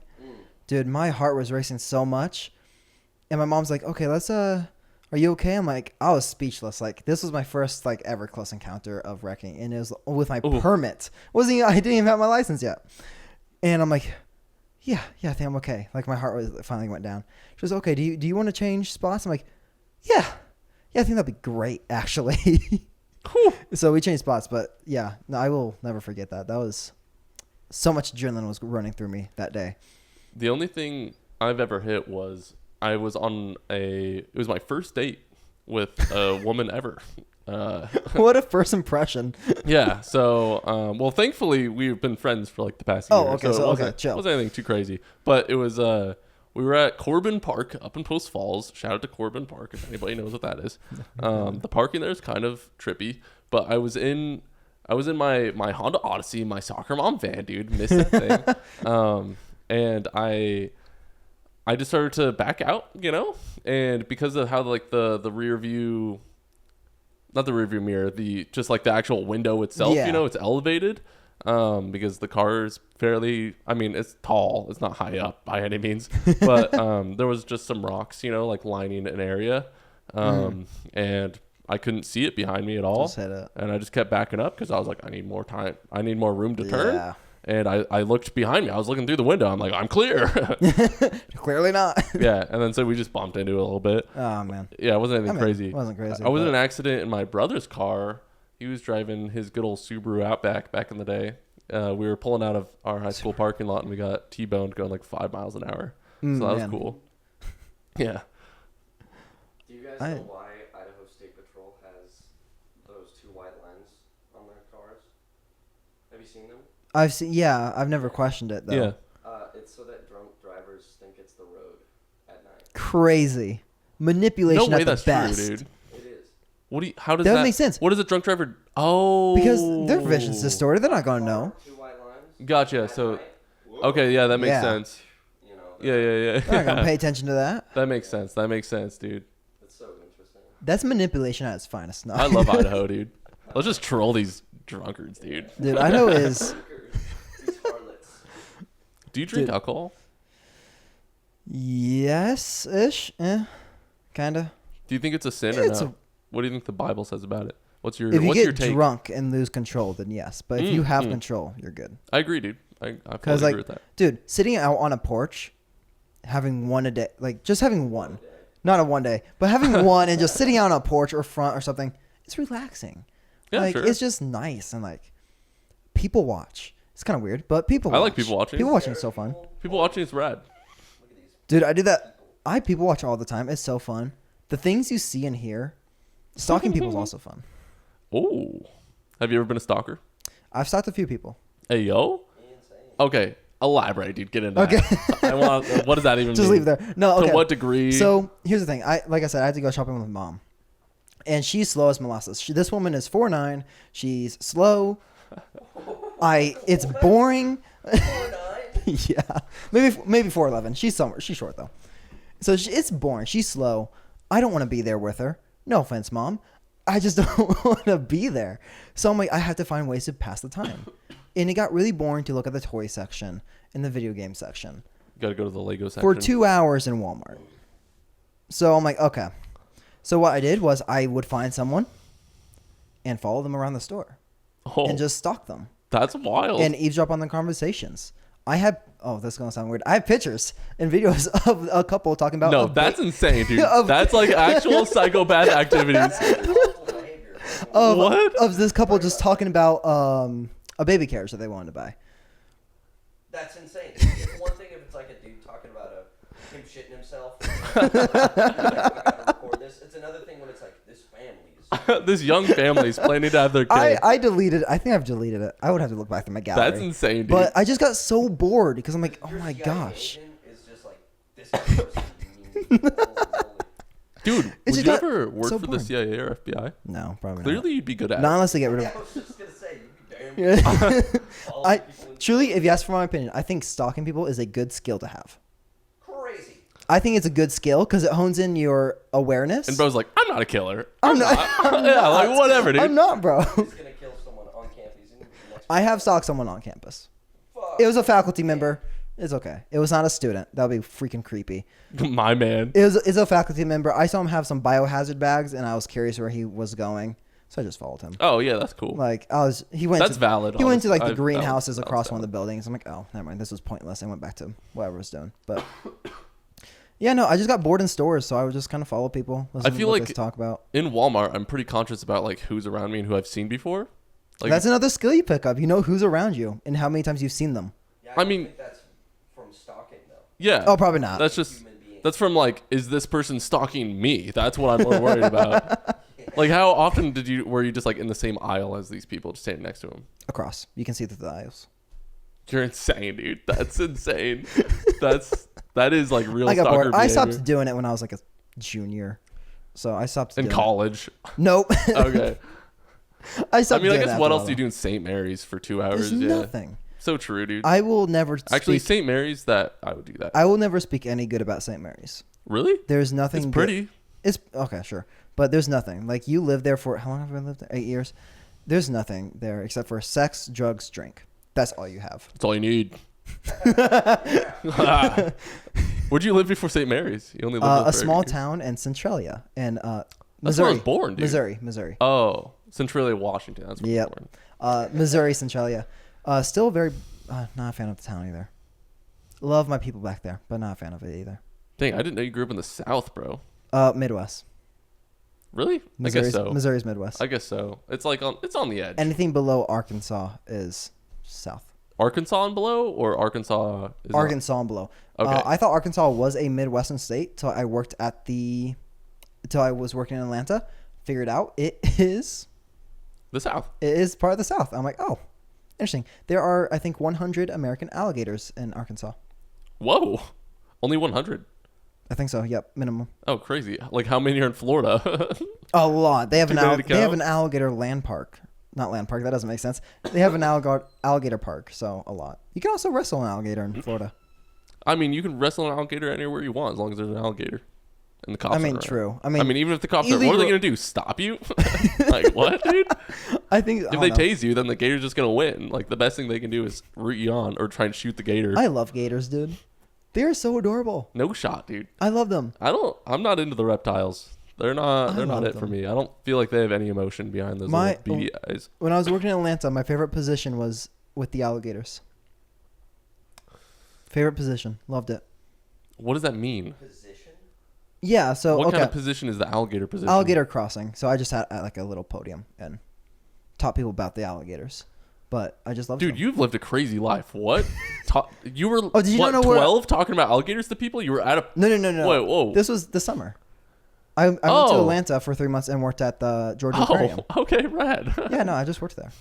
That's so My sick. favorite position was the gator crossing. I loved the people that I got a chance to teach about the alligators. You were just handling alligators? No, I didn't handle them. I was on the outside at this podium with some biofacts. Okay, gotcha. So I had a replica of You're like, an alligator skull. This and a few gator's other name stuff. is Bertha.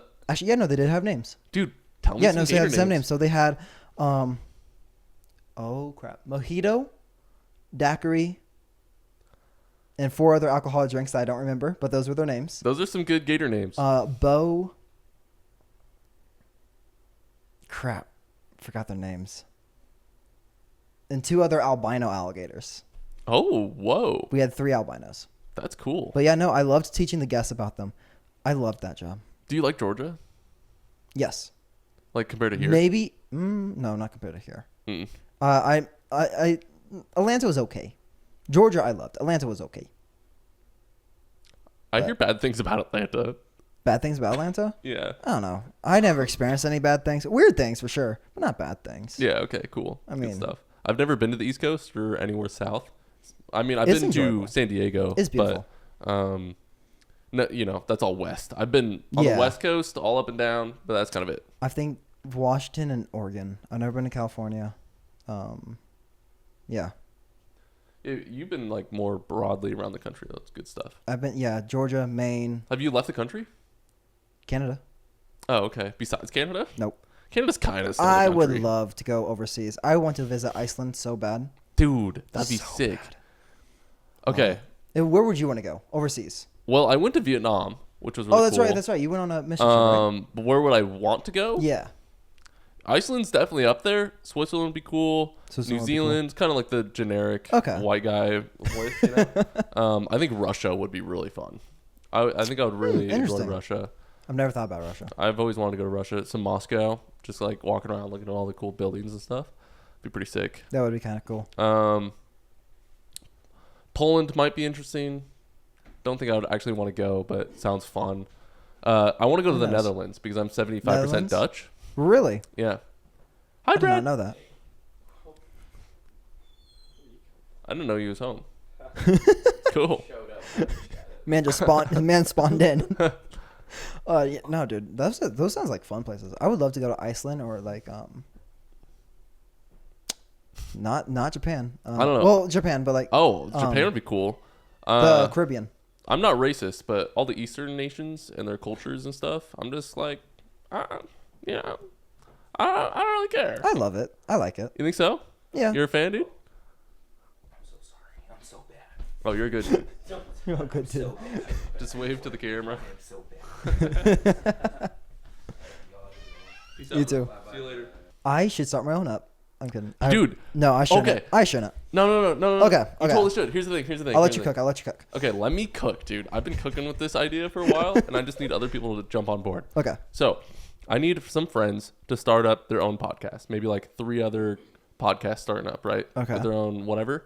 And then between the 4 of us, we'd have like this family of podcasts, if you will, where basically we help each other out. We recommend guests to each other. We say, you had fun here, you're going to have even more fun over here. And then not only that, but on YouTube, or when one of us finds success, then we either go onto each other's podcast to get that exposure. Yeah, we share okay. exposure in that way. And then we share growth, right? So then with 4 podcasts, we can reach many more people than just with 1. Okay. Yeah. That would actually be a genius idea. Yeah, honestly. I could, Okay. dude, but I don't have 3 other podcasts I can be like friends with. I would be you know? down to start my own. I've thought about it before. It's quite the investment, bro. I just need to figure out stuff how to costs get it money. on Spotify or YouTube. I can do easily, but Well, I Spotify, can teach you maybe. that easy, bro. Yeah, no, you can teach me that. Yeah. But yeah, no, I've thought about it. I just think I would get canceled so fast because I don't have a filter half the time. Good. Most of the time. As long as you're being genuine, there will be an audience. No, I think I'm being genuine half the time. Yeah. I mean, Attracts a lot of those southern and Sandpoint individuals. I'm gonna the whole MAGA crowd probably. I the bet I people could get- that will be. I bet I listening could to get my this. boys to start up their own podcasts. Dude, if you do that, I have a friend who's up in Coeur d'Alene right now. do you know how expensive it is, though? No. I mean, I guess it depends on how you want to start. I jumped the gun and got some nice equipment because I wanted to really. I'll say I commit. can probably just start on my phone. Be kind of really poor though. Yeah.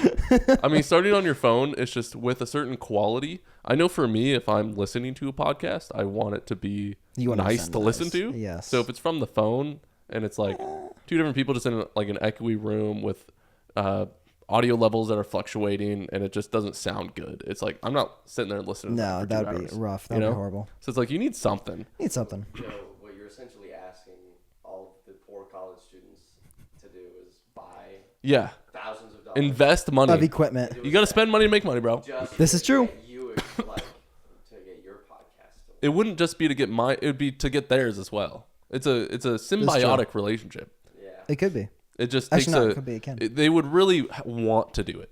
It's Oh, like, dude, I'll be so down. I didn't just want to do this. I do believe this is where God has kind of led me to. Yeah. So it was, it took a long time to make that like, all right, I'm doing it. But along with like doing the research to get all the equipment and stuff. But I could help you out and do all that. Dude, I heck could yeah. help you with that. I would be so down. I'm not buying it for you. Oh no, don't but- do that. I'm working on getting money right now, so All right, Rad. working the streets. No, I'm kidding. I'm not working the Yeah, streets. podcasts are super fun though, dude. Here's the thing. Some people, I mean, this is a great experience. You're getting experience, so Oh, maybe. But basically, podcasts, it's like 99% of them that start don't make it past episode 10, kind of thing. Really? Yeah. So like, there's a Crazy. huge gate of like people starting it because they're like, I want to start a podcast, and then they, Yeah. they're not really committed to it, or it just is more than they thought it was, like more work, if you will, more effort to do than Yeah. they thought it was. So if you like, I would suggest to do the phone thing and for a while if you're on the fence about it. Oh no, I can see that. I can Yeah, definitely do only buy the equipment and invest that money if you think it's something that you like want to do as a job. that. Oh, definitely could. Maybe not as a job. Maybe like a hobby. And then from But- there, it's just like, Easy peasy. as long as you are consistent, it will grow. It's just Oh, a yeah. matter of time, especially as you get better at being a host. So fun, dude. This has See, been fun. I've always thought about it. Like, I brought it up to my mom and dad too, and my mom was totally against it because she maybe she wasn't totally against it, but she's like, you'd get canceled. Like you would. Yeah, screw not cancel culture, bro. I'm like, bro, I don't. If I'm still around, you would still be around. Oh, dude, with some of the podcasts I've seen on TikTok or everything, There, I'm good. I'm in the clear. there's like two different sides of the internet. There's the people who have all been canceled, and there's a huge mass of people who follow them. And then there's people who cancel people, and nobody likes them. And by that I mean I don't like them, and I like the people who have all been canceled. So I am not only the audience for those people who have been canceled, but I am one of many.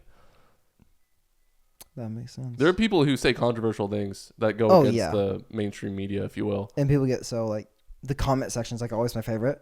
To see what other people think as well. There's this. Oh my gosh, I love going through the comment sections and just seeing what other people. Oh my gosh, Reddit's one of them. Dude, the stories I hear on Reddit is just like, what is happening? Like, okay, if there's a button in front of you to end the world, would you have ever pressed it during your life? To end the world? Mm-hmm. Yeah, maybe like when I was a baby and I was like, oh, red dot. Oh, no. You have conscience sense to know. Okay. Cup on it. Whoops. Just a baby. Where like, is what this does button? Is do? it like, where do you put it in your house, you know? Like Like on the toilet? The laundry machine. Alright, and then end world.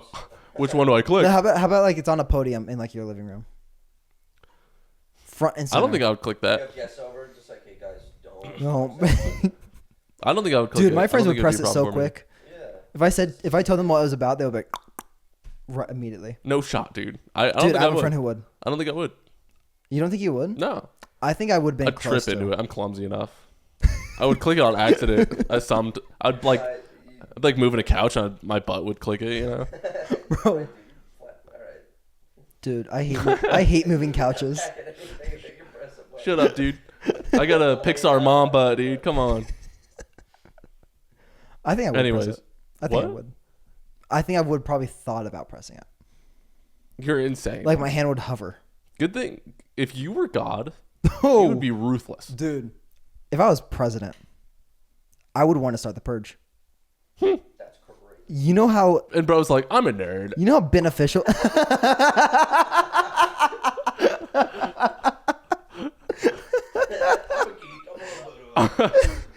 A killer? Why would you say that? I don't tell people. Well, I'm a nerd, dude. Can I like cut you? Like That's insane, dude. That's insane. But no, I think I would start the purge because think how beneficial it would be. all right. This world is filled with so much rage. To have a day to just get rid of all the rage? Bro, have you heard of the gospel? Yeah. How does that fit into that? None of it. My man. I'm reading Matthew actually right now. Oh, good stuff. Yeah. Nice. Yeah, that's good. I'm only like chapter 3 right now. but- I mean, I would say that to any of them. Purge in Matthew. No. It is one of Jesus out there, like, we're purge time, boys. There was a flood. No, I'm kidding. That has nothing to do with There it. was which was kind of a purge. Kind of. Yeah. It is, like, objectively. It was a probably. fact. also does mention that God promised to never do that again. So True. Also true. yeah. It was a It's factory. a rainbow. It was a factory reset. There's a lot of theologians who debate like why and how that can be just and stuff like that. There's all sorts of fun stuff that go into it. The I don't- world have become one with sin. Yeah, and so he was like purging it to make it better. Literally cleansing the earth. I guess I'm thinking of it more of like maybe the Nephilim kind of thing. Maybe maybe Noah was Dude, oh like my the only like gosh. normal people left, genetics wise. Nephilim? So it's like, yeah. I love researching the Nephilim. I read How the much do you know about them? Book of Enoch. I'm reading that right Oh. now. Oh. Also reading that right now. Okay, what do you think about the Book of Enoch and why and what? Only got to chapter 2. Okay, but like credibility wise, what do you think about it? I think it's credible enough. It's the only starting point I had to start my research on Nephilims. It's the only starting point I had. Fair enough. I mean, the Bible mentions I don't. giants of old or whatever. I Yeah. think, If you but listen that's to the- kind of it. This is where I got my info from. Was from the Bible Project. That's how I first heard about the Nephilims and spiritual beings. Yeah. Great series, by the way. I encourage you to watch it. Yeah, if it's about the Nephilim, I'm so fascinated. It's about spiritual beings overall. So Nephilims, cherubims, You know Oh, what is- cool. all spiritual beings. Yeah. Plural is cherubim, right? Hmm? Nephilim. That is the plural. Oh yeah. You know. Actually, the plural actually. Go on. What was that? Go on, dude. That was like stimming right there. What? Stimming. What does that mean?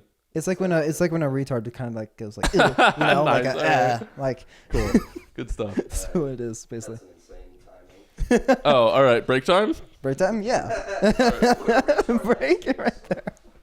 Assistant coach for what? Soccer. Oh, cool. Yeah. That's right. You're a soccer player, bro. I am a soccer player. I love soccer.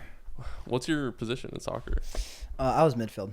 So junior year I was like outside midfield, but senior year I was like center midfield.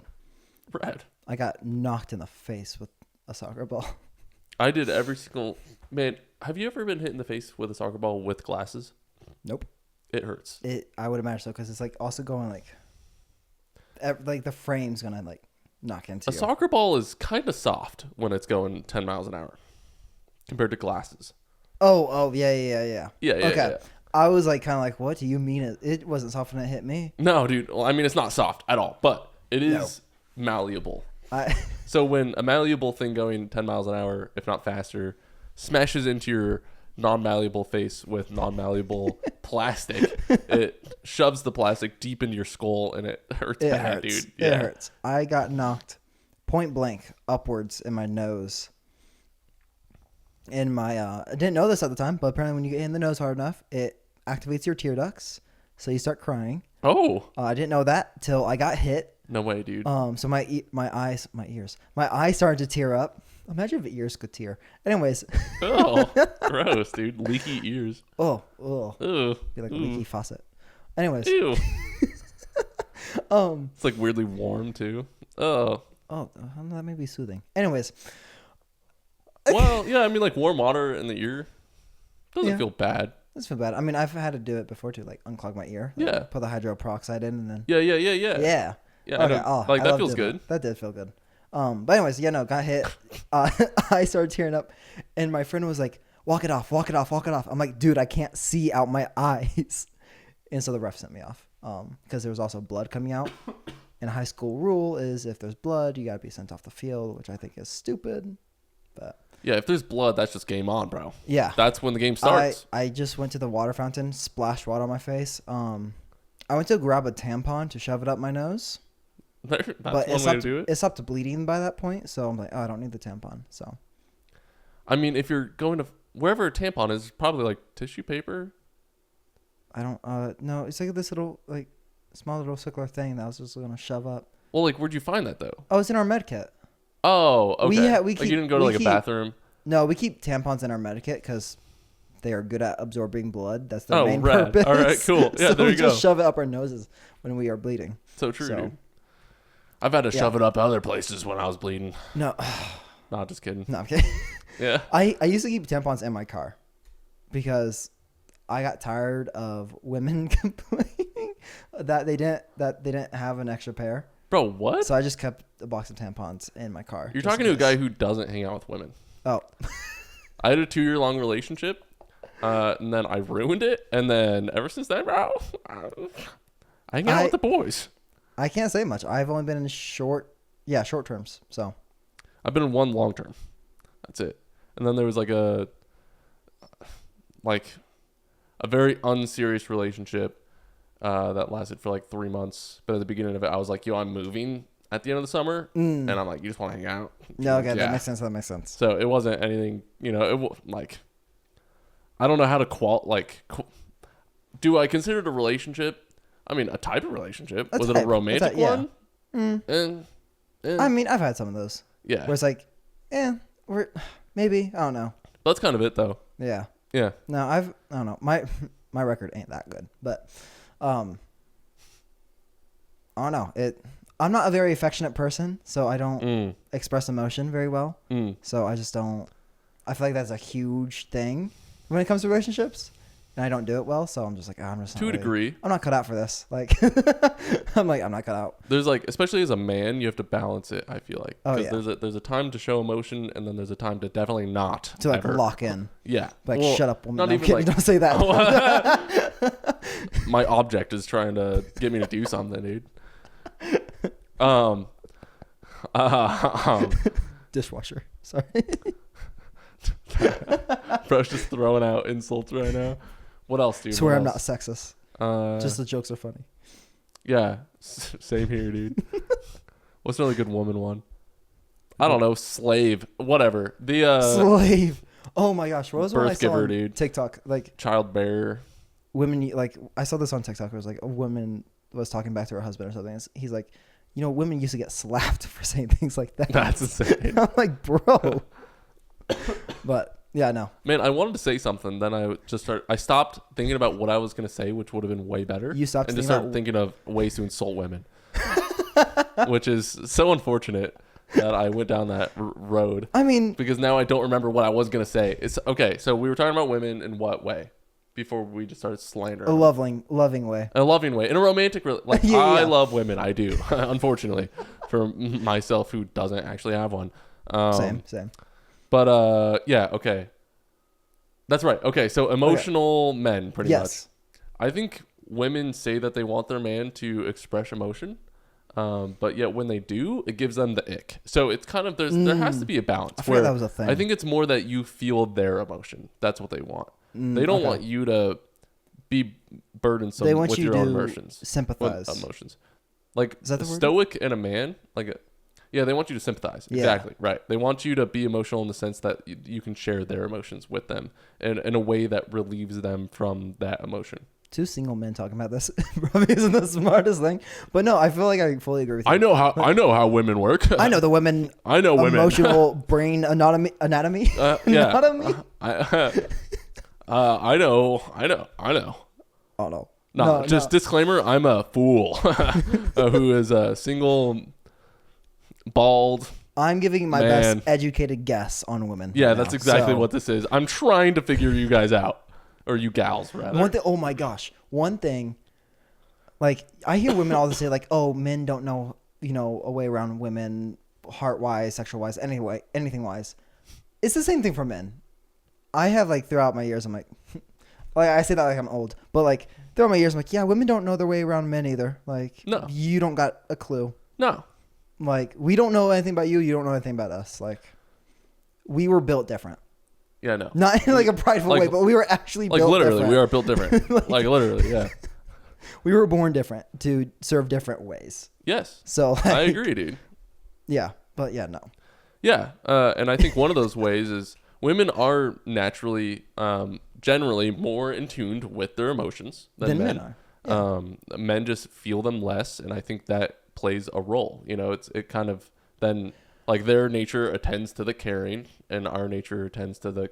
I mean, we care, but in a different way, in a Yeah. way of more of that protection, or that we take the burden on in order to relieve. Yes, Like that's kind of the whole point. I think is we serve in that way because we do care. we definitely do. Right? Where we don't burden ourselves with our emotions because we want to help burden or take the burden off of Yeah. our woman, if you The- will. the way I like to guess, say it- our loved ones. Yeah, the way I like to phrase it think. is like, I would rather bear the pain so they don't have to. Yeah. Like, Even though that's kind of impossible, they're still gonna feel I that pain still and gonna burden. try. But for a woman, like the being listened to kind of thing, or Yeah. just you being there and showing that you care in some capacity, which is Even- probably the I want you to be more emotional. It's like I don't Yeah. think you want me to come to you crying. no, yeah. Like I don't think that's what they mean by that. I think it's literally just they want to feel more heard or like as if their emotions are understood by you. Yeah. I mean, Because it shows then they feel loved so by it. you as a man, I'm going to ask you this. As a man yourself, does it disturb you or do you side eye, I guess, men that do show a lot of emotion or are crying, I guess? Yeah. I mean, Okay. I look back in my relationship, the only serious one I've ever had, and I was like that because I was told that, it's attractive for guys to be emotional. And it's like I tried to kind of embrace that. Big mistake, dude. It was, definitely. I feel like which is why I'm saying what I think it is now, because not just because of that relationship, but because of other people's experiences as well. It's just kind of not. I don't know. What was the question? Like, okay, you as a man yourself, do you get disgusted or kind of side eye men who kind of are more emotional or kind of cry? Well, that gets into like, what do you think is a man? What is a man? Ultimately, I think a lot of things when it comes to like what defines a man, in my opinion. Okay. The number one thing is he, is a God-fearing man. If you're not a man of God, you're not a man. But if you're a man of God, you kind of, I don't know. It's like you understand your role, and your role is not to express that emotion. But we don't feel it for the most part anyways. No. It's kind of like, I feel like it's more against my nature to, most of the tears and the emotion that I showed in that relationship was me playing a victim. Was me being a victim. Okay. It was like, this is so unfair. I'm just crying about it. And it's like, bro, shut up. It's like, shut up, dude. Be a man and shut up. It's like, don't be a victim. If you're in a bad position, it's because it's your own fault. It's take 100% accountability. And it's not your woman's fault. It's not in any capacity. It's not her fault. Even if it is her fault, it's not. It's up to you. How do you react to that? Yeah. And you should be there to support her, even in her maybe in fault reaction to whatever's happening. It's like, a man should not. That's like, it's judgment. That is judging the side eye kind of thing. But it's like, do I want to be like that man? No. Yeah. Okay. Do I look up to that man as an example of how I want to be? Like, do I respect him in that way? No. Yeah. I was gonna say, I will say, like, I'm about to say some stuff that won't portray the image of God, but like when I see a man crying or being way too emotional, even if it's like not maybe in a sad way, but maybe like a little bit too happy way, I'm just kind of like, dude, no, like too happy. I'm one of the most happy people I know. Like, I don't know if I've ever given you that ick. But like, you are. There are some days when I get too happy. I'm like, oh, I gotta tone it down. No like, shot. Seriously, no. When I feel like I get too happy, I've never thought. I'm like, that. I gotta tone it down, because I don't want people to think that I'm emotional. So I tone it down. Wait, why do you? Okay. Like, there's a difference between being emotional and having emotions. It's like. Oh yeah. there's a healthy balance. No, I just shut it down. Like. I love being happy. So do I. Or joyful, even. Like, I'm kind of a silly goose, and I let people know it. Oh yeah. But I don't think people perceive me then as more emotional necessarily. I don't know where it came from. I have no idea. Maybe like childhood trauma. Like I have any of that. But like, oh no. I'm not sure. I just like. I don't know. I just like get too happy. I'm just like, no, I need to shut this down so like people don't think like they can like I'm a pushover. Like they can use that happiness against me. Yeah. Because take the nerd thing for example. This is like a very rough example, but like if people find out I'm too much of a nerd, then they would like use me as a pushover. I'm like, oh dude, we're gonna have like a Star Wars marathon or whatever, and like use me as a pushover to then use me for free things, free rides, for anything like that. So very rough estimate, but that's how I think of it. It's like, oh, if people know I get too happy, then they will use that for me as a pushover kind of thing. You don't give out trust easily, do you? No. Oh, I wonder why. Because I give out trust as if it's like free, free, like everybody can have it. Here, yeah. No. Okay, I grew up alone, like pretty much every day. I'm an only child. Well, okay, I do have a half sister, but she never lived with us. So I was pretty much an only child. My mom and dad worked pretty much all the time. Came home around, I don't know, 6, 7. So after school, then going home. Late night. Yeah, it's just like okay, past dinner time even.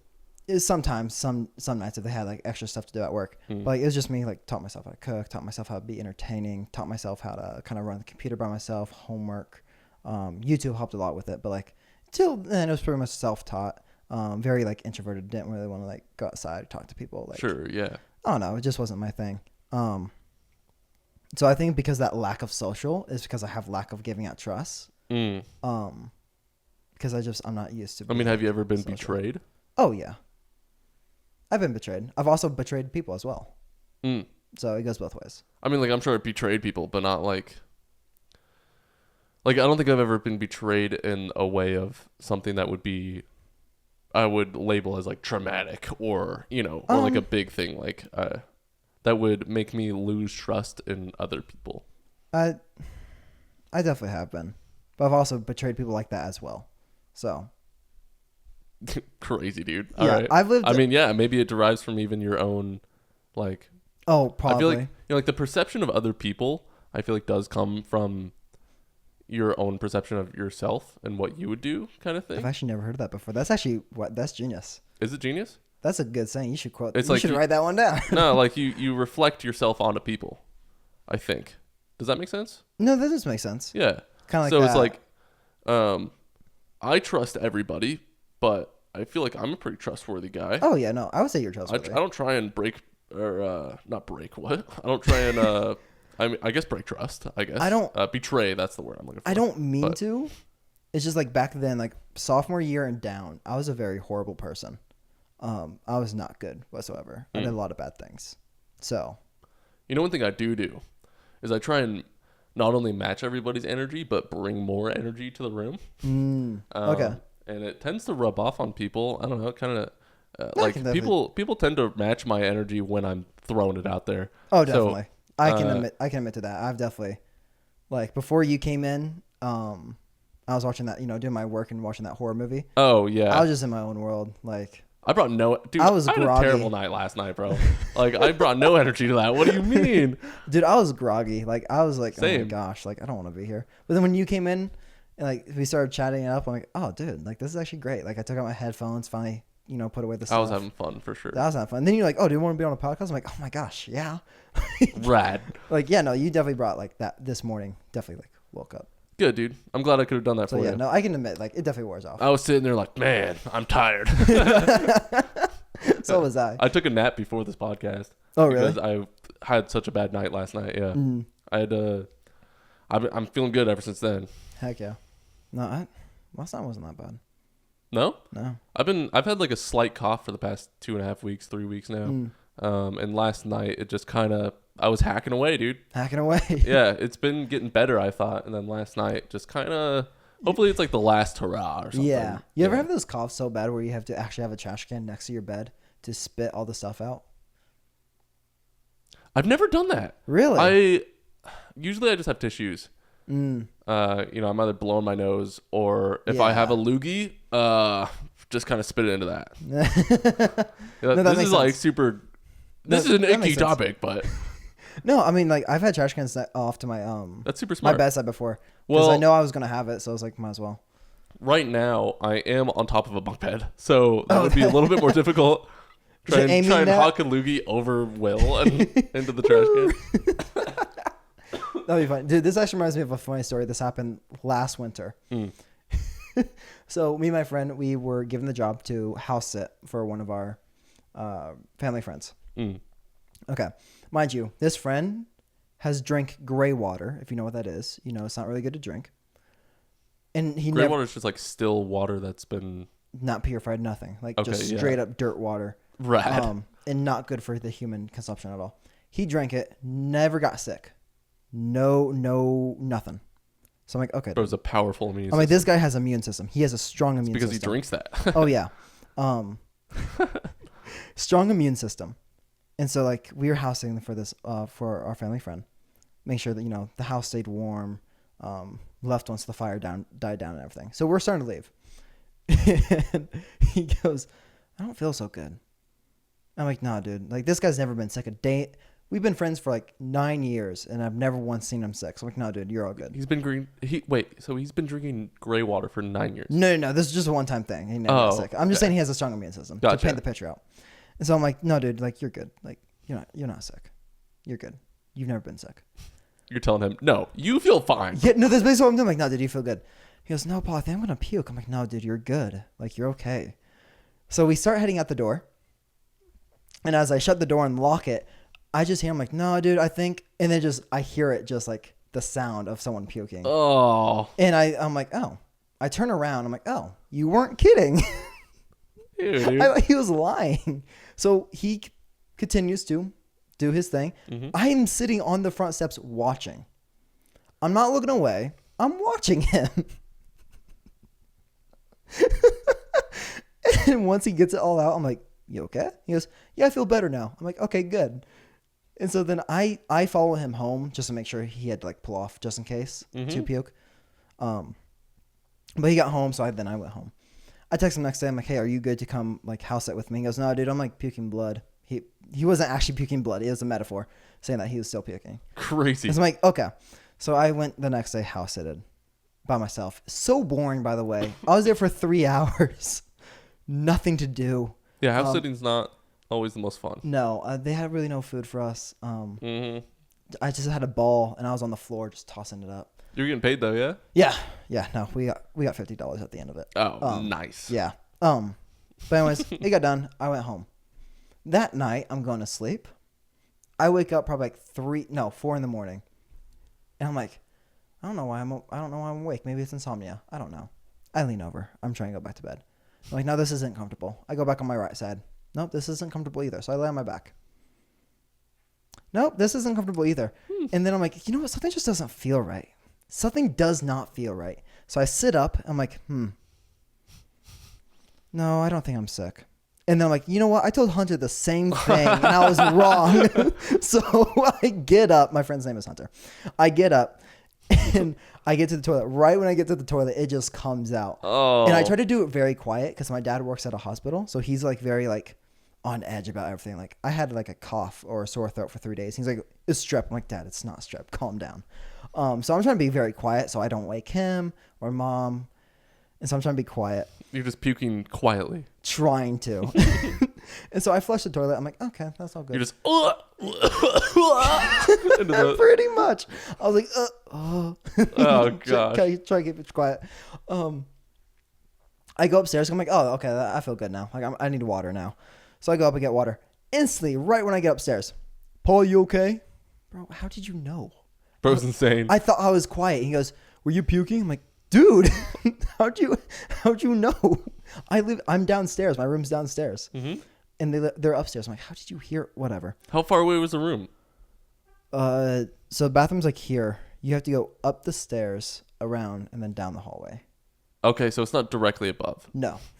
Crazy. No. Dude. So I'm just like, oh my gosh. Okay. So I'm like, well, I'm not gonna lie to him. Like, oh no, dude, everything's good. Like, no. There was a like, camera in your bathroom. Yeah.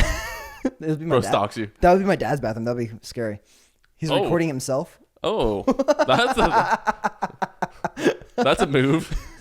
That'd be a power move. Honestly, I respect that. Be flexing the camera. Yeah. After the shower. Somebody will watch this footage eventually. They will be very impressed. Anyways. Got a extra So thick stream. I'm picturing my dad just coming out of the shower starting to flex. Anyways. Is your dad Jack, dude? No. Oh, dang. Man's built like a loaf of bread. Let's go. Epic dad bod? Even Pretty cooler? much. Heck yeah, dude. But like, I'm like, yeah, dude, I just puked. And he goes, okay. The whole day I felt awful. I was puking. And my friend Hunter was like, hey, I feel good now. Want to go house sit? I'm like, I can't. Nope. I felt awful. He goes, okay. And then like the next day I'm like, okay, I think I'll house sit. So we finally went back to house sitting together. And I told him everything. He goes, dude, that's so weird. So you guys both We both got a bug, threw it up, threw it up, and we're called chilling. good the next day. Come in. We were just vibing the next day. I became so morbid. Like, after playing some violent video games, I became so morbid. You think like, you blame video games for it? For what? Becoming morbid. Maybe. I don't know. I think also video games helped me not go out in the world and become so rageful. I got so much of my rage taken out on video games. Not like banging my controller or breaking my TV. No. Just like playing some games and like, beating this fictional person up makes me feel better. You never like went out and did like normal serial killer stuff where you start out on animals? No, I stopped at stalking. Okay, yeah. Yeah, good stuff. No, I never did that. I mean, accidentally ran over a frog, but like I didn't know the frog was in the road. That's tragic. I didn't know the frog was in the road. It was after like me and my friends were stargazing. We were drove. Yeah, we were driving away. Yeah, We driving droved. away. We droved, and just didn't see it. Hit the frog. I felt a speed bump. I'm like, oh. We did stop though and looked at the frog. Yeah, that's afterwards right. because we just want to Might know as what it looked well. like. Yeah. Yeah, it's a crazy little thing. vaporized frog, dude. This reminded me of a crazy story. So me and my friend, we played. Okay. I'm not gonna say any of the background context. Okay. That way, it's just there. Me and my friend have killed a dog before. Whoa. Straight up killed it, slit its throat with a glass bottle. Whoa. Now, background context with this is it's in a video game. Oh my god! We didn't actually do it. Come on! Break some skulls open, dude. Doggies. No. That's insane. It was we were playing a video game. It's a horror game. Oh my gosh! And we killed it. We killed it to stay alive, to keep our character alive.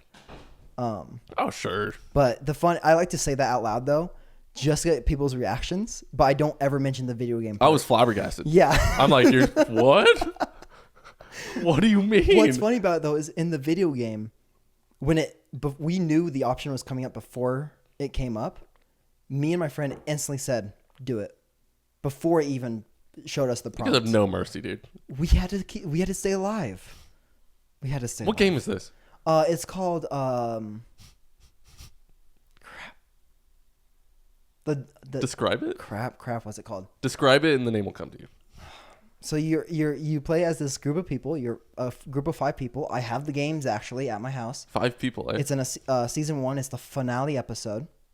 Oh, okay. And you are in a H.H. Holmes situation. You're in a murder house, and you're trying to escape this serial killer. Oh. And it tests like so many things. What's it called? Your morals. I think I want to call it The Devil Within. Oh. Or something.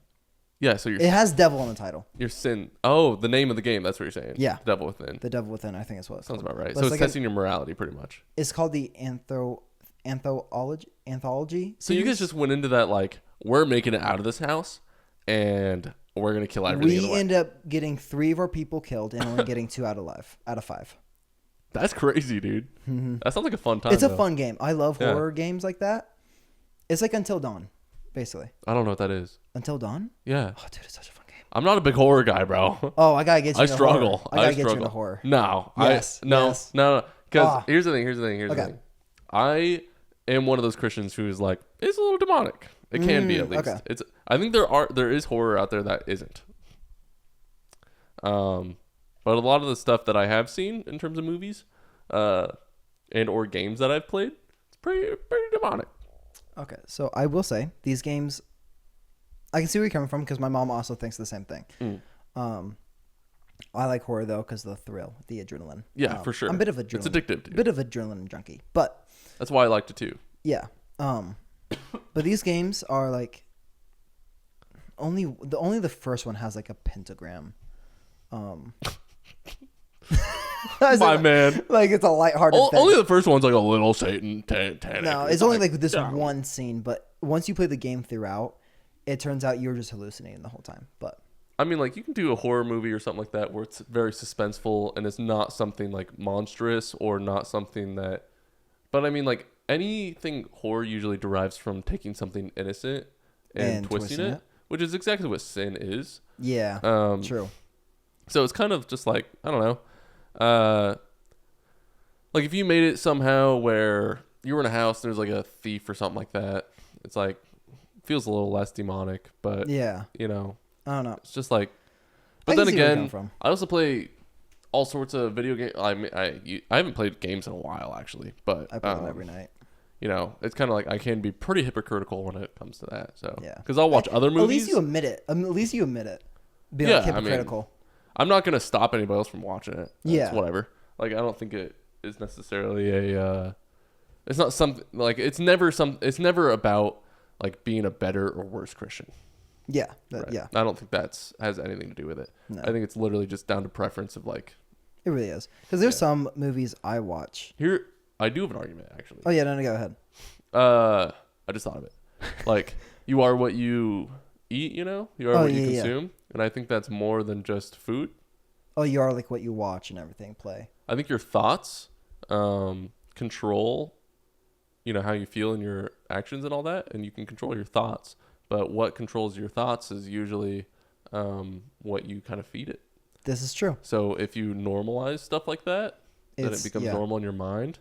And it's just maybe that much harder to not have Break those away from it. thoughts, I yeah. guess. Yeah, I don't know. I would have to think about that more, but That makes sense because like Mortal Kombat has it ruined to me. Like, yeah, those finishers, dude. Oh, Gotta get dude. it.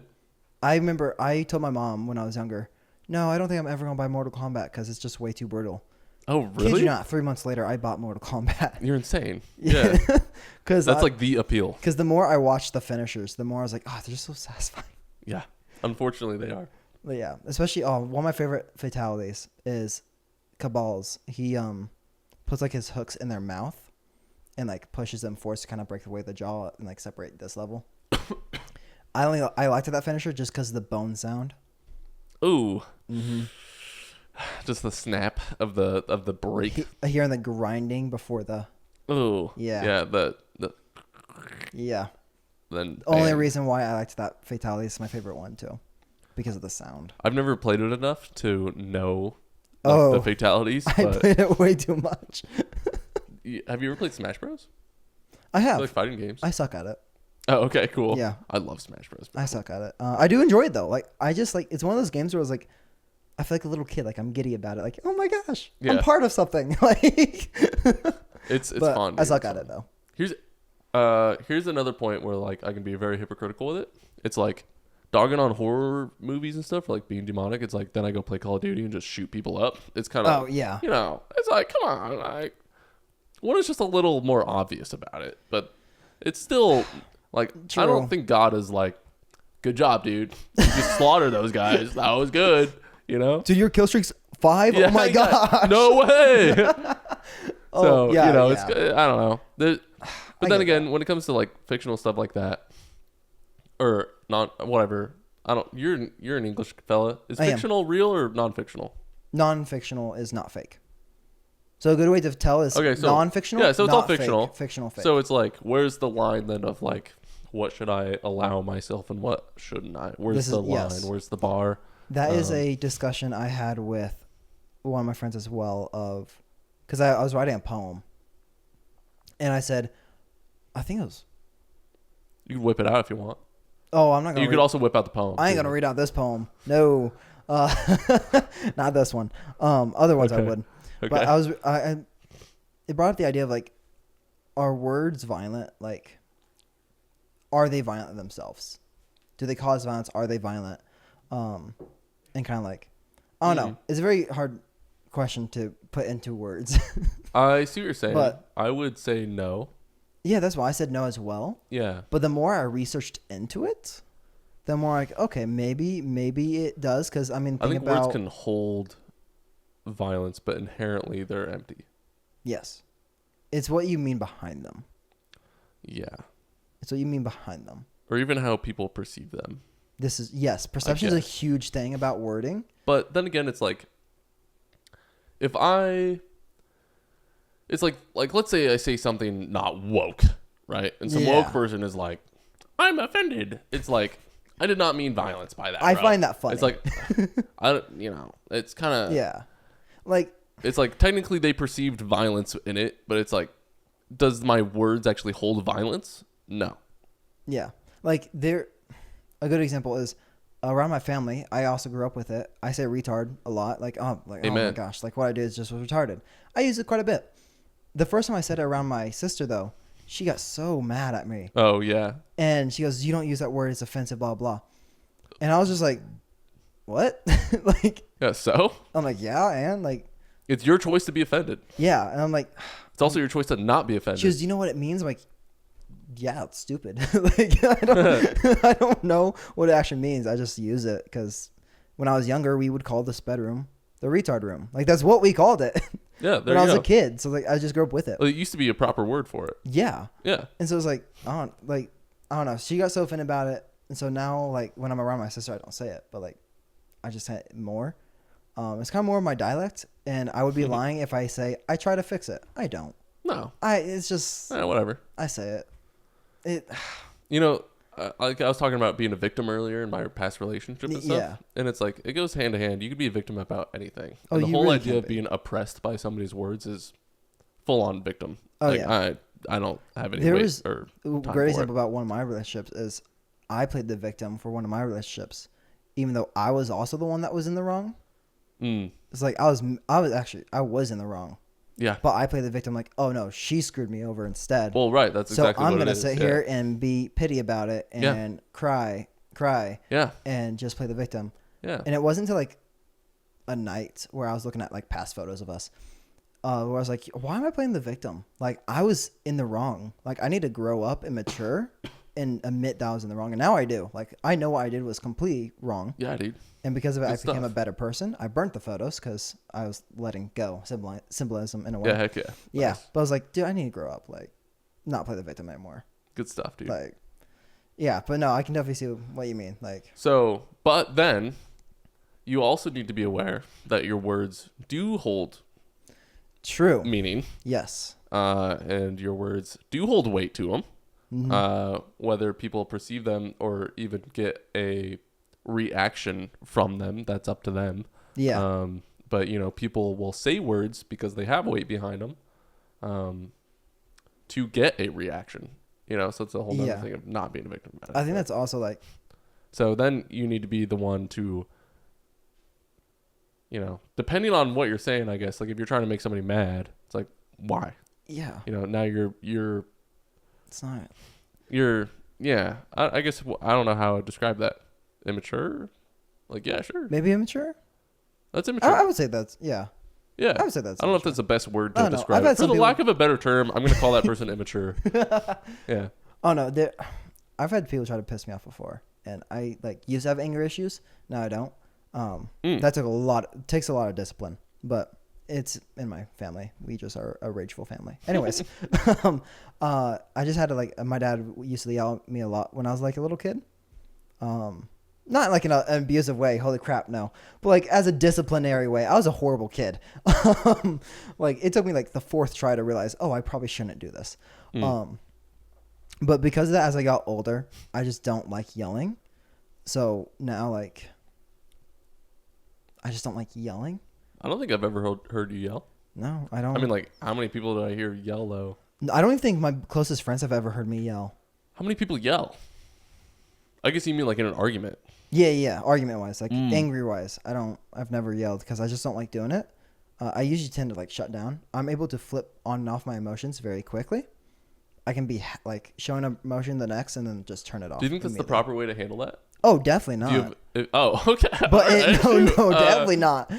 It's just the quickest way for me. Like if I need something done, like okay, take this for example. Take this metaphor for example that I would definitely do if I was ever in this scenario. Is if someone was having a hard time kill an animal, a pig or anything, because there's like a living animal, I would be able to shut off my emotions, kill it, and walk away without a second thought. And then turn off my emotions back on later. It's just like a switch. That's like going back to, being the less emotional one in like a relationship kind of thing. It's like when spit hits the fan, You gotta lock in. it's like social media. They make fun of women for like in a car accident or something like that. They're always screaming. And it's like they scream, and it's like as the man then, because you're able to, we have that switch, whatever it is. It's like you're the one not screaming. You're like, all right, time to do something. Yeah. I need to act right now. And how do I keep safe not only myself but my her, family? Yeah. Your family, your wife, your kids. Whoever I'm with, anything. dude. Yeah. It's Definitely. how do I not panic right now, and how do I help the situation It's definitely a rather than switch. make it worse? Yeah. I call it going numb because I just like become void of emotion. Just I don't know. Have you ever brought your anger or any other emotions to Jesus? Yes. How does that look? Yeah, Just like hand it Just out. hand it to him. I mean, kind of. Yes, I have. But I will also admit, like, no, I haven't at all either. I just tend to go numb. You good? I'm trying. I'm trying to be good. I tend to also just kind of go numb as well. Sometimes forget about it. Because sometimes I forget to put God first and just put my absolutely. self first, and then Don't I we think all about do? it later. Yeah. I'm like, oh, I should have put God first in this scenario. Yeah, dude. Instead of trying to fix it myself. Because I should believe if we try to fix things ourselves, it won't end up good. It may end up good for like a moment, for short term, but not for long term. Absolutely not. I agree. Yeah. There's a lot of things that God does for us that just helps. Like even the small, minute things. When I was younger, it was hard for me to fathom that I can talk to God like a friend. Yeah. Like I was working in Atlanta. Yeah.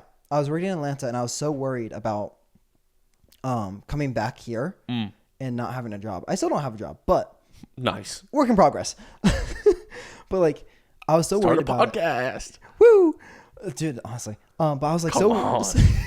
Come on, dude. I was so worried You're about gonna be it. excited. So you, whoa, that wasn't. What? What did Moving you on. say? I said so are you, but that doesn't make sense with the context you just said. I am excited. So am I. That's what I meant to say. Okay, yeah, there we go. Yeah, you're right. I am. Yeah. But anyways, I was like in Atlanta and like going to work, and that I was so worried and also frustrated with God because like I asked him for like I begged and pleaded for an interview, just for an interview, and he did. He answered that prayer, so I was like, thank you. And then I begged and pleaded to get accepted for this job. That didn't happen. So then all that worried and like anxious and also emotion that I didn't know I was feeling, two emotions I didn't know what they were until later on, started feeling back into me. Yeah. And so then I kind of took the route of like, in the relationship kind of sense, best way to put it is kind of like if I had a wife, I would be like, no, I can't talk right now. I'm busy. Shut up. Walked away. Kind of like, okay, I got to go work. Can't talk about this. Head out the door. That's kind of how I treated God. Like, no, I can't talk about this. I got to head to work. So I went to work. And each morning we had like a meeting kind of thing. And they like just let us know where we start our day off at. And so like, Paul, you're up in the top floor and you're just roving. You walk back and forth for an hour and help guests with whatever they need. Well, 9 o'clock in the morning, guests don't really go upstairs. So I'm basically alone for an hour by myself. Oh. And I'm just like, well played, God. I said I didn't have time, and guess what you did? You gave me time. So I'm now up there for alone for an hour. And I start talking to him, kind of like, okay, we can talk this out now.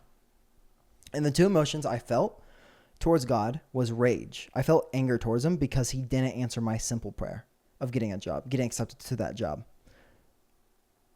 which is the most stupidest thing ever. Because I think as humans have no right to be angry towards God, the Absolutely creator not. of earth and everything. We have no right to be angry with the guy. He lets us be. Yeah. Like we have no right to be angry, but yet I felt anger. And then the other second emotion I felt after talking to God for a while about my anger and resolving it and giving it to him was guilt. I felt guilty that I had anger towards God. And rightfully so. Like, I feel like I should not even be angry towards God. Like, this man has given me everything I've wanted in life, has given me a good life, has answered multiple prayers, ones that I've prayed about and things I haven't prayed about. And I'm just angry at him because he didn't answer this one. Like, that is the most retarded thing ever. Yeah. And so, but after talking about to him, I was like, you know what? God knows when we need him. Which is all the time. But So true. God knows what we need. And he knew I needed a friend to talk to in Georgia. Because I had no friends in Georgia. It was just me. I had no one. God knew that I didn't need a father. I didn't need the creator of the universe to talk to. I needed a friend. So he came to me as a friend. He knew that I just needed a friend to talk to. And just let it all out, to vent. And that's what he did. And so that's one thing I find so fascinating is that God knows what we need when talking things out. Like, okay, does he need a father figure? Does he need a friend figure? Does he need, a heavenly figure? He knows what we need and he approaches us with it. And so I just find that so just like amazing. Yeah, dude. Dude, I love it so much. Good stuff. Yeah. I love it too, bro. It's incredible. I don't know if you have a testimony like that. That's one of my testimonies that I do share. I mean, you want to close up here? Yeah. All right, cool. I could share with you my testimony and stuff, but the podcast they've heard it a million times. So this is Paul Parmeley. Parmeley. There you go. Okay, cool. Paul Parmeley. How do you spell that? Parmeley. Okay, baller. Cool. Now I Baller. have that for the yeah, Oh, baller. yeah. Now I have that for the title and everything. Yeah. Okay, sick. So this is Paul Parmeley, everybody. He's pretty What's rad. He is a killer, not a nerd, for sure, confirmed by this podcast. Do you have any final remarks?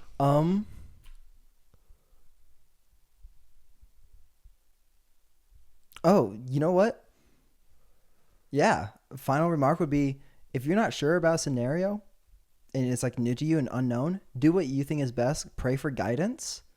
And if it ends up not working out, then now you know, and that it was there for you to be built upon and be stronger and not to be destroyed. Whoa, dude. That's all I got. cool. Let's go play Legal Star Wars. Heck yeah, dude. I'm so down for that. All right. What's up, guys? Subscribe. Yes. Thanks for watching that episode. I hope you really enjoyed. I know we had a fun time making it. Please, if you really want to support us on Patreon, you will be getting the episodes a week ahead of time. So it's definitely worthwhile, or not. Just support us, just support us, please. We need money. You guys can find us on all the podcast platforms, hopefully. By this point, you will. You will. You will. So Spotify, Apple, All of them. you know, I guess YouTube, but not really, you know. And YouTube. So find us there, enjoy it, and if you don't, I will find you. He found me. Yeah. Amen.